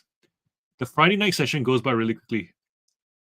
That's not to say Friday doesn't go by quickly either. It does go by quickly, but I'm just saying Tuesday night in particular definitely flies by. I've done 66 drafts so far. But we've had some good chats.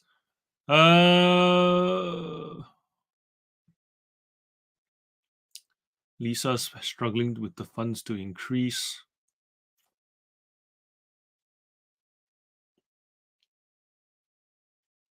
I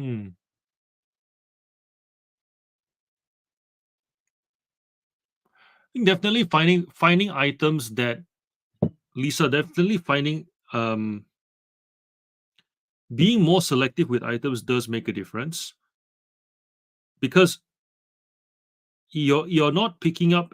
I mean, if you go into a thrift shop, you're not picking up a lot of items. You're just picking up what you can afford. And if it's 5 items and you're very strict on what profit you need to make on those 5 items, you're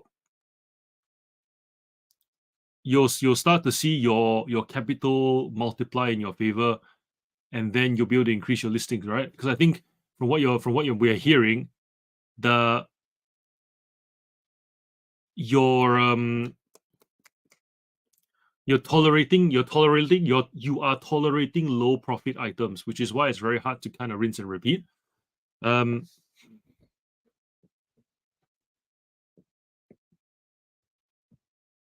$10 days, $100 days, 0 days.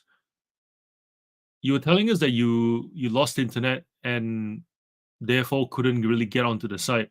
If you're not actively on the site, you will see, $10 days, $0 days, $100 days, because it's an inconsistency, right? I've got multiple stores. From what you guys see, I more or less am active on 3 stores. The other 3 stores are as and when I get stuff, because most of them are kind of longish tail. Those stores I will see $0 days because as well. So if I was so whilst I don't have $0 days in total, the stores I don't pay as much attention to do have $0 days. So that's not rare. It's very much correlated with the activity of the seller on the site, in the stores as well, not just the site itself. So eBay knows I've got all these stores, but eBay, just because of the activity, doesn't uh eBay doesn't, what's the word, give me traffic and activity on all the stores just because I'm active on some. They only give me activity on the ones that I'm active on. So yeah, for sure, just activity, better buying and activity, and being stricter on the tolerance for low profit, so that you actually pick stuff that actually has higher dollar profit as well, potentially. Yeah.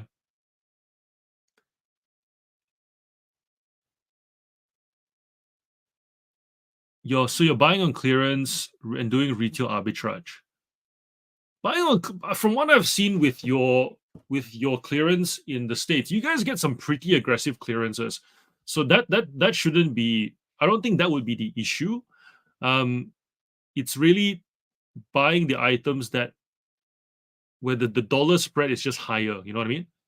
Because from what we're hearing, just getting $10 more profit, right, across 3 items will let you buy that fourth item. And that's the adjustment we're talking about. We're not talking about going from $10 profit items to $100 profit items. We're literally just saying small shifts to give you that extra $10 each item, because if you can buy 3, that gives you an extra $30 to work with. That's all we're really saying. Matilda, ooh.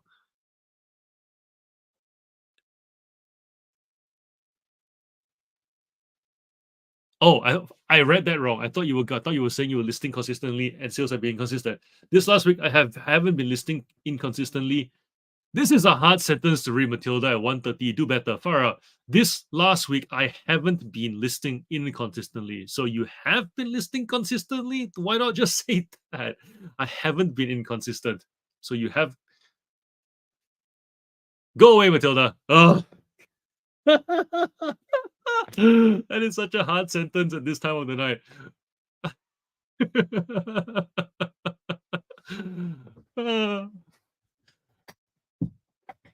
I'm just gonna read the second bit, which is, I'm gonna guess the cliff note. It is my experience that there is some correlation.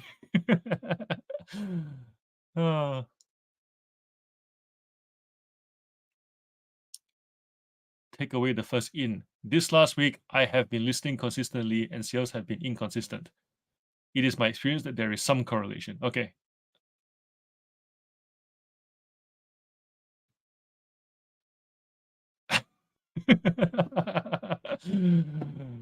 You know I love you, and you know that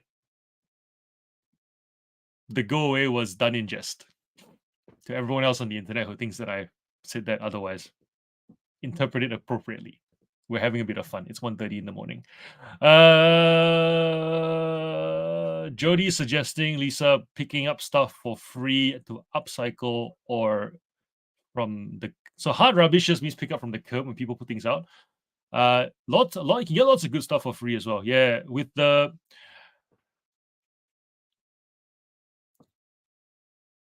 I feel like if you force yourself to pick up stuff for free, you can always find stuff for free. Uh, I definitely I definitely feel like if you're sourcing, um, if you're buying to sell, there's a high you get from that that's very different from the high you get of finding stuff for free on the curb and selling that.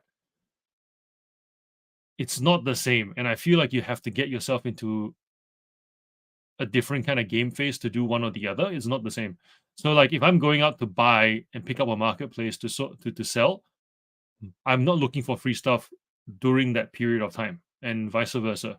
So could be a small mindset adjustment as well, just to shift in perspective that might let you find stuff for free. To also grow your dollar, Lisa. Before this disappears in the chat, Jane going, John, ease up. Oh, now it's gone up. Lol, ease up, dude. Just getting started on the international postage push. Lol. Honestly, don't put too much into those figures. I'm not in a race with other sellers happy with where I am. and the reason why you can say that, Jane, is because your profit margins are probably higher than the person in the who is number one. Person number one probably pays for their stock, in which case they probably have less profit than you, potentially. That's the and I love that you're in this community because it provides an alternative reality, because everyone else who plays this game thinks they must spend to make, and you don't for the most part in that category. So you know what is, you remind me of you remind me of this person I went to school with, right? I can't remember what the name was anymore. But she got something like she got the highest score in the school, so ducks of the school, and she went and just did arts anyways. She didn't bother to do. Everyone was like, "Oh, is it gonna be medicine? Is it gonna be law? Is it gonna be engineering?" She's like, "Nah, just gonna do arts. Don't really need to do that because whatever." And it's just that it's that awesome kind of. Whilst I can do more with it, I don't really have to, and that's a really cool way to live life. And I am free of that pressure. You remind me of that. Yeah. Puppy dog's counting down the minutes. 24 minutes. I I corrected a comment that was correct to start with to make it incorrect. I need sleep. Oh gosh. Janelle's pointing out all the factors. Check competitors, what they're doing, paid or free postage, what they're pricing at, what are others promoting at, what keywords are they using, what does the listing look like, are all these things come into effect, are you doing coupons, try taking away the promotion fees and use the same amount for a coupon. That's actually pretty clever. Yeah, like, because promoted. So Lisa, that's actually that's a very good point that Janelle's making, and I want you to consider this, right? When you do promoted listings, all you're doing is you're giving eBay money to put the item higher in search. But if your item is already sought after, that doesn't really need to happen. In which case, you can reallocate that as a coupon, such that people who buy the item can use the money to can use it to save on the item, or they may not use the coupon at all, in which case then you save on the fee altogether. Not everybody who buys an item uses a coupon, and some people just don't care for it, especially if the item is not an expensive item. So that could be a way for you to 50-50 save some money too. Yeah, just be mindful that you're not stacking on multiple promotional tools, because yeah, that would definitely eat into your margins.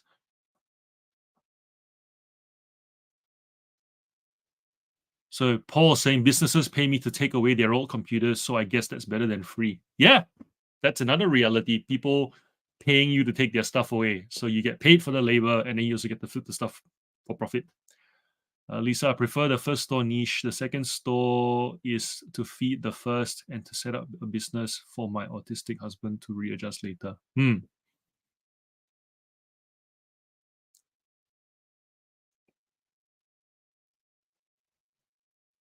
See, lots of ideas here. None of them are quick fix, and none of them are right or wrong. It's very much a case of try one, see after a week whether you see any progress or not. And once you see something that works, just build upon it. And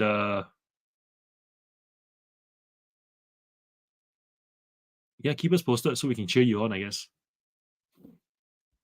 Keep your spirits high whilst you progress forward.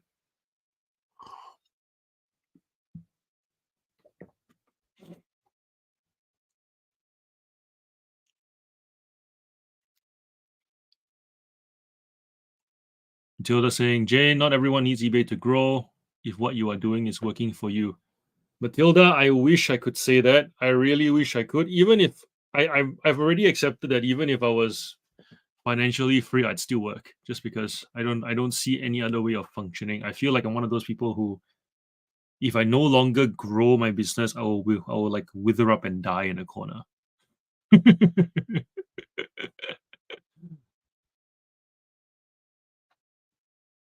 Everything must grow. Everything must grow. Grow. Clearly it's late. Is there anything else that we want to address before we call it a night? It's really quiet where I am. There's not even a hum in the air. Sagan! Sagan turns up 15 minutes before we call it a night.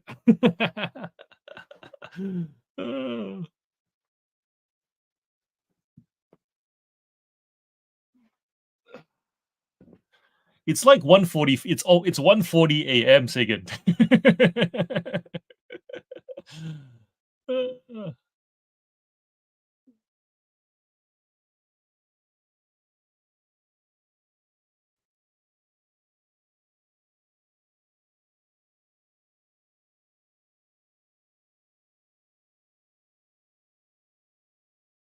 Lisa's going, just kind of sounds like I'm on the right path, just impatient.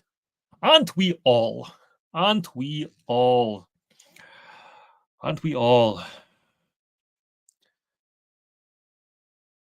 The thing, actually, no. I will. I'll substantiate that statement. My first year selling full time on eBay, I wasn't impatient because I knew that with every sort of endeavor, there's like a tipping point. And so I was like, all right, keep working and just ignore the numbers until you get to that tipping point, then assess the numbers at that point. So for me, it was like head down and do, head down and do. Don't touch. But so it was like I think we didn't see the first 6 months, $30,000 spent, $30,000 sold, broke even, whole bunch of stock in the garage, didn't even bother sorting through it all, just kept selling until that tipping point. So that might help. If you just focus on tipping point and be disciplined with what little dollars and time that you have to work on it, Lisa, I think it'll help you to be a bit more patient potentially. Matilda going, John, what is important to get across about promoted listings? Even promoting at just 2%, what that does, for example, if you are selling Matchbox cars like you do, when the buyer is on your item, other competitors' items show up underneath as suggested, but if you're promoting, then your other items show up there. The buyer will not catch on that they are also yours. Yeah. That running ban underneath the listing, you get to essentially steal space on a competitor's listings. That's one of the best reasons to promote, because even though a buyer can sort by lowest to highest and click on a competitor listing if they're priced lower, when they go on that listing, your listing is supposed to show up on that running band underneath the listing. In which case, then if their cheaper listing sucks, bad photos, lousy descriptions, and by lousy descriptions we mean descriptions that make buyers feel like, oh, this person's a nutcase. Those ones are, please read the description. Please check the photo. Photo falls out of the description. No returns. Da da da da. If you have any complaints, speak on that. And sometimes they even do it all in red. Bad descriptions. Buyer goes, yeah, I'm out of here. Clicks on the promoted listing down below. Comes to your listing. This is nice. It's not in red. There's almost nothing written in the description other than that we combine shipping. Price is fair. More photos than the last listing. I like it here. If I like it here, I'll stay here. I'll buy here. That's kind of what promoted listings can do for you as well. Puppy out there. The ponies are gone. No, the ponies are still here. My Little Pony.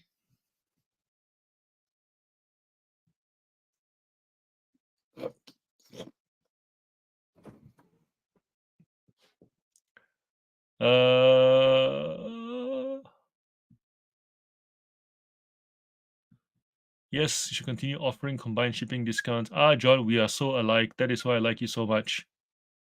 I've done a few things in the last minute. We are alike in which way? The pony way, the statement on promoted listings, or the thing about tipping point. Night Jane, hope your neck, shoulders, back all feels better.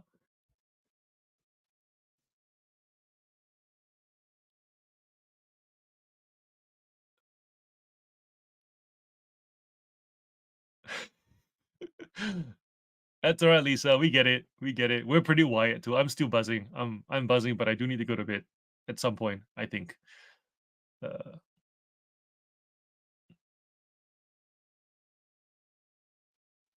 Productive session. Yes, again, very productive. Done 66 drafts. And we've covered a few things in the session, which is pretty good.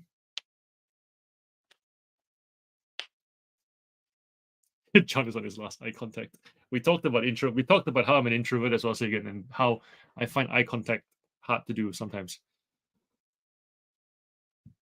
Well, at least back in high school, I did. Ugh.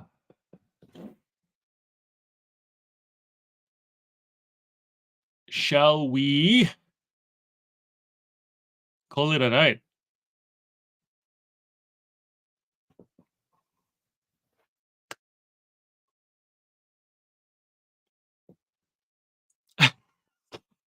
Jake. Oh, that's hilarious.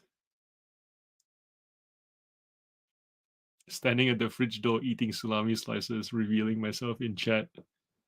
Matilda, silly question for next week's Tuesday Live. What age do you guys still want to be selling on eBay? Another conversation starter. Forever. Forever. Forever. You're still in my heart, and I will love you. Till the death. Yes. Say again, till the death. We will be eBay sellers till the death.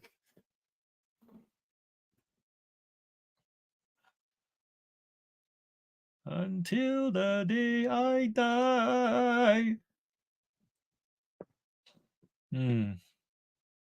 It's not a silly question, actually.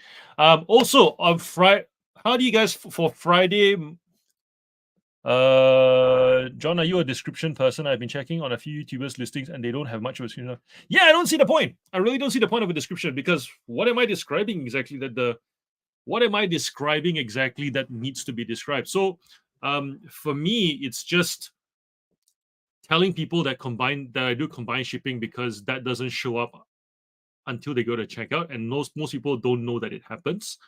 So I mentioned combined shipping and how it happens. So literally goes, we combine shipping at the checkout. So when you buy more than one item from my store, that's all I write. And then in one of the stores, I tell them how to use the search bar, because sometimes because it's the parents of little kids that don't know how to navigate eBay properly. So therefore, it's like, if you're after other characters, if you're after items, this is how you use the search bar. And I'll tell them, go to my page, click on sellers other items, use the search bar, type in this, type in that, and the results will narrow. That's what I type in the description. So both of them educating the buyer, not item related at all, because the photos essentially tell them that what the item is, and I take like 12 to 15 photos. And then if the item has electronics in it, I'll tell them whether it's tested and working or not. That's it. But beyond that, like, there's really nothing else to write in the description. I don't know what else to get from the description, and it feels like just more effort. So I try to make it as easy and simple as possible. Yeah.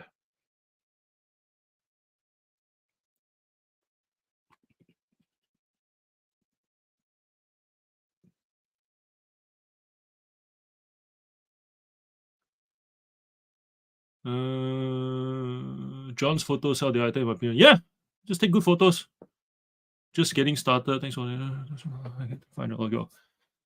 Keep us posted, Lisa, as always. Actually, I wanted to show you guys this photo, because I took a really cool photo and I wanted to show you guys. Wait, I'll pull it up.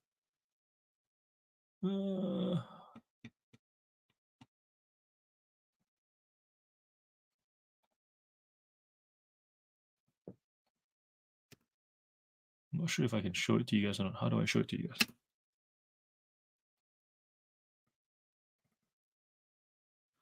Okay, so if I take this away,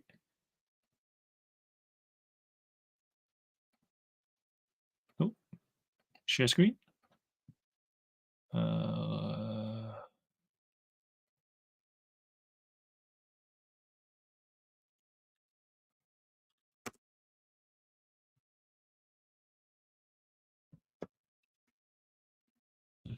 Wait, how do I make it bigger?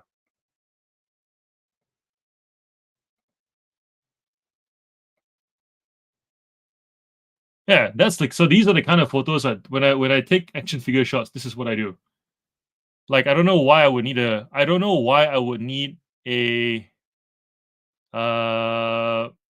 description. It's like all the parts are there. You can pretty much see the whole figure in its totality. Top view, you know.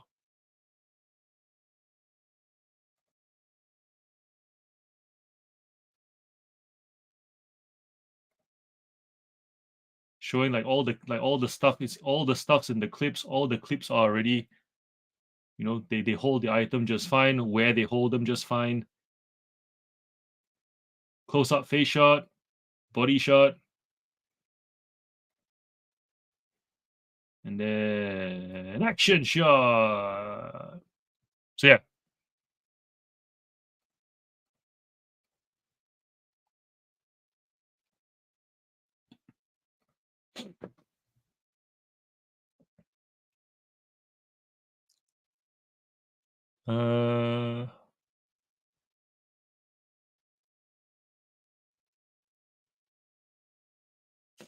Thumbnail.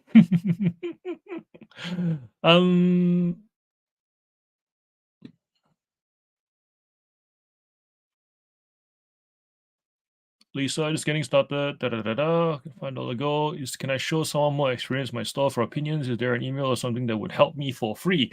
Find us in the. You can send us the. If you have my Instagram, I guess you can send me one of your listings. I can have a look at it for you if you want.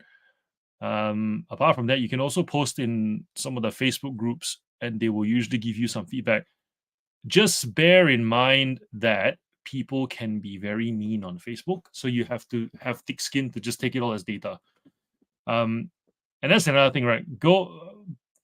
I know people talk about a lot of the negativity on Facebook, but the good thing is that it's all data. I mean, if you want every possible feedback, Facebook's great for that.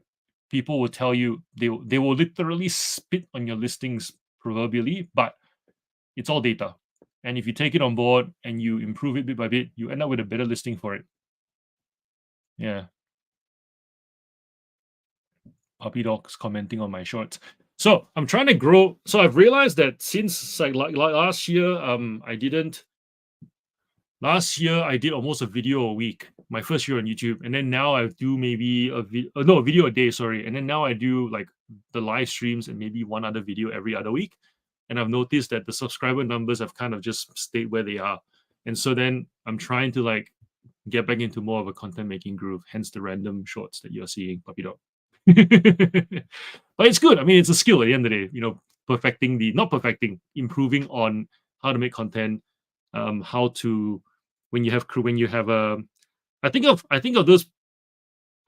those people on Instagram who have sculpture making channels where they have an idea, they look at they go grab a log, grab a chainsaw, and just start going at it. At least that's what it looks like. I think that's what I'm trying to do with YouTube now. It's when I get an idea, just go make a video. So something as simple as, you know, like yesterday's video, just felt inspired to do it, put up the camera, talk to the camera, edited it in 2 hours, and then like recorded, edited, all done in 2 hours, just post it. And then not have to think about it, don't overthink it. Just, I've got a thought, make a video. Got an idea, make a video. To the point about seeing myself in a cartoon, it's like that whole that one which I did in this jumper, where I was like, busyness. This is a video of me being busy. Touch. that was very much like one of those, like, how I imagine a cartoon version of me doing work and just make that video. So yeah, you'll see more. You guys will see more of that. If you hate it, let me know. If you like it, also let me know. Janelle going sizing, defects, features, etc. should be in the description, so that won't go away. True. But I agree with Paul. You can just replace it with item specifics. So yeah, because in the photos you have if you have a measuring rule, the measurements with a ruler or a measuring tape, anyways, and then in the item specifics you have the actual official sizing, which most clothing categories do, anyways. Then descriptions. Why?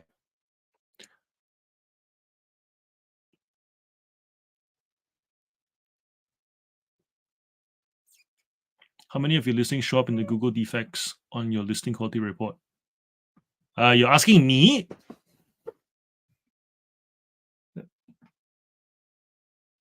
Let me have a look. I think I still have those.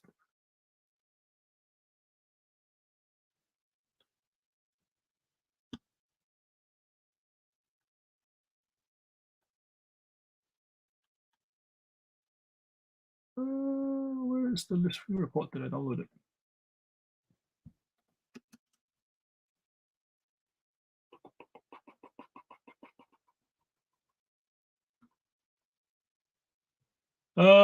Let's see.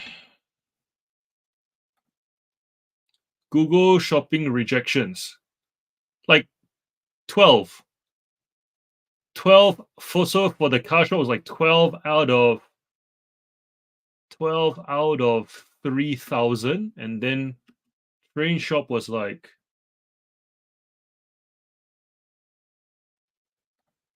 2 out of 1,700. So yeah, not many. That's my number. Yeah,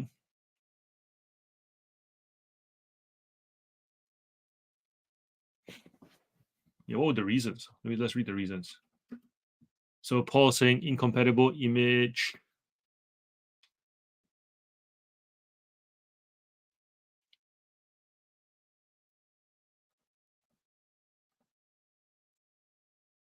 Oh, mine's just all adding the MPN UPC number, which I didn't want to add anyways, because I don't want people to search for my items with the MPN and the UPC. So I do that strategically because I want people to search for the items with the words, because that's how I imagine my buyers buying.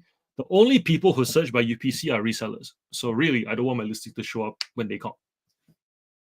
Is that good defense? I don't know, but that's what I do. So really, if I find a category of items that I want to sell, I don't bother with the UPC. If eBay doesn't insist I do it, because I don't want it. I don't want to make. If somebody wants to comp an item that I sell, put in the work to go and find the item. I'm not going to make it easy for you to find it, and I know that my buyers will find with words anyways. They don't scan. They don't use the UPC to find the item, and sure, it's going to pop up on Google as a comparison, but I don't want that either, because I want my buyers to find my items that way. And so if they find it that way, that's the buyer I want. And I think that eBay still lets us do that. So I'm quite happy to keep it that way.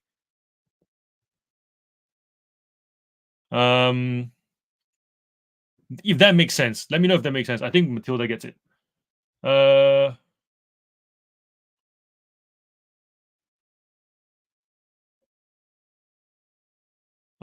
Pavita.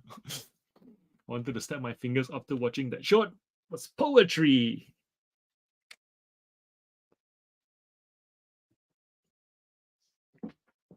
Yeah, there are a few silly videos I want to do, and we still have to do the one where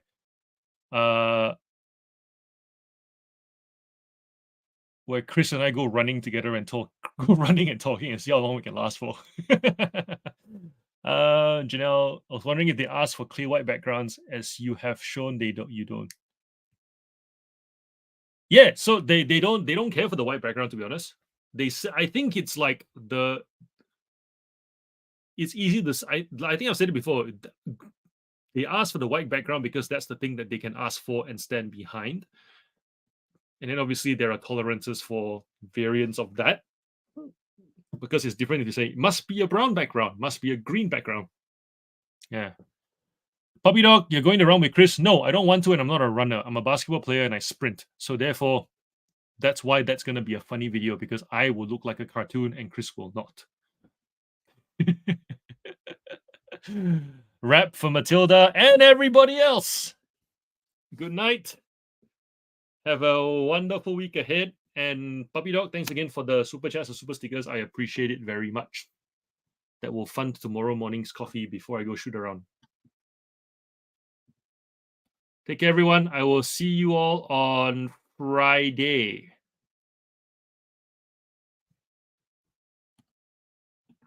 And one last note, thank you for being an awesome community and for being a caring community and a great example of what the reseller community should be. Proud of you all. Truly am. Nights.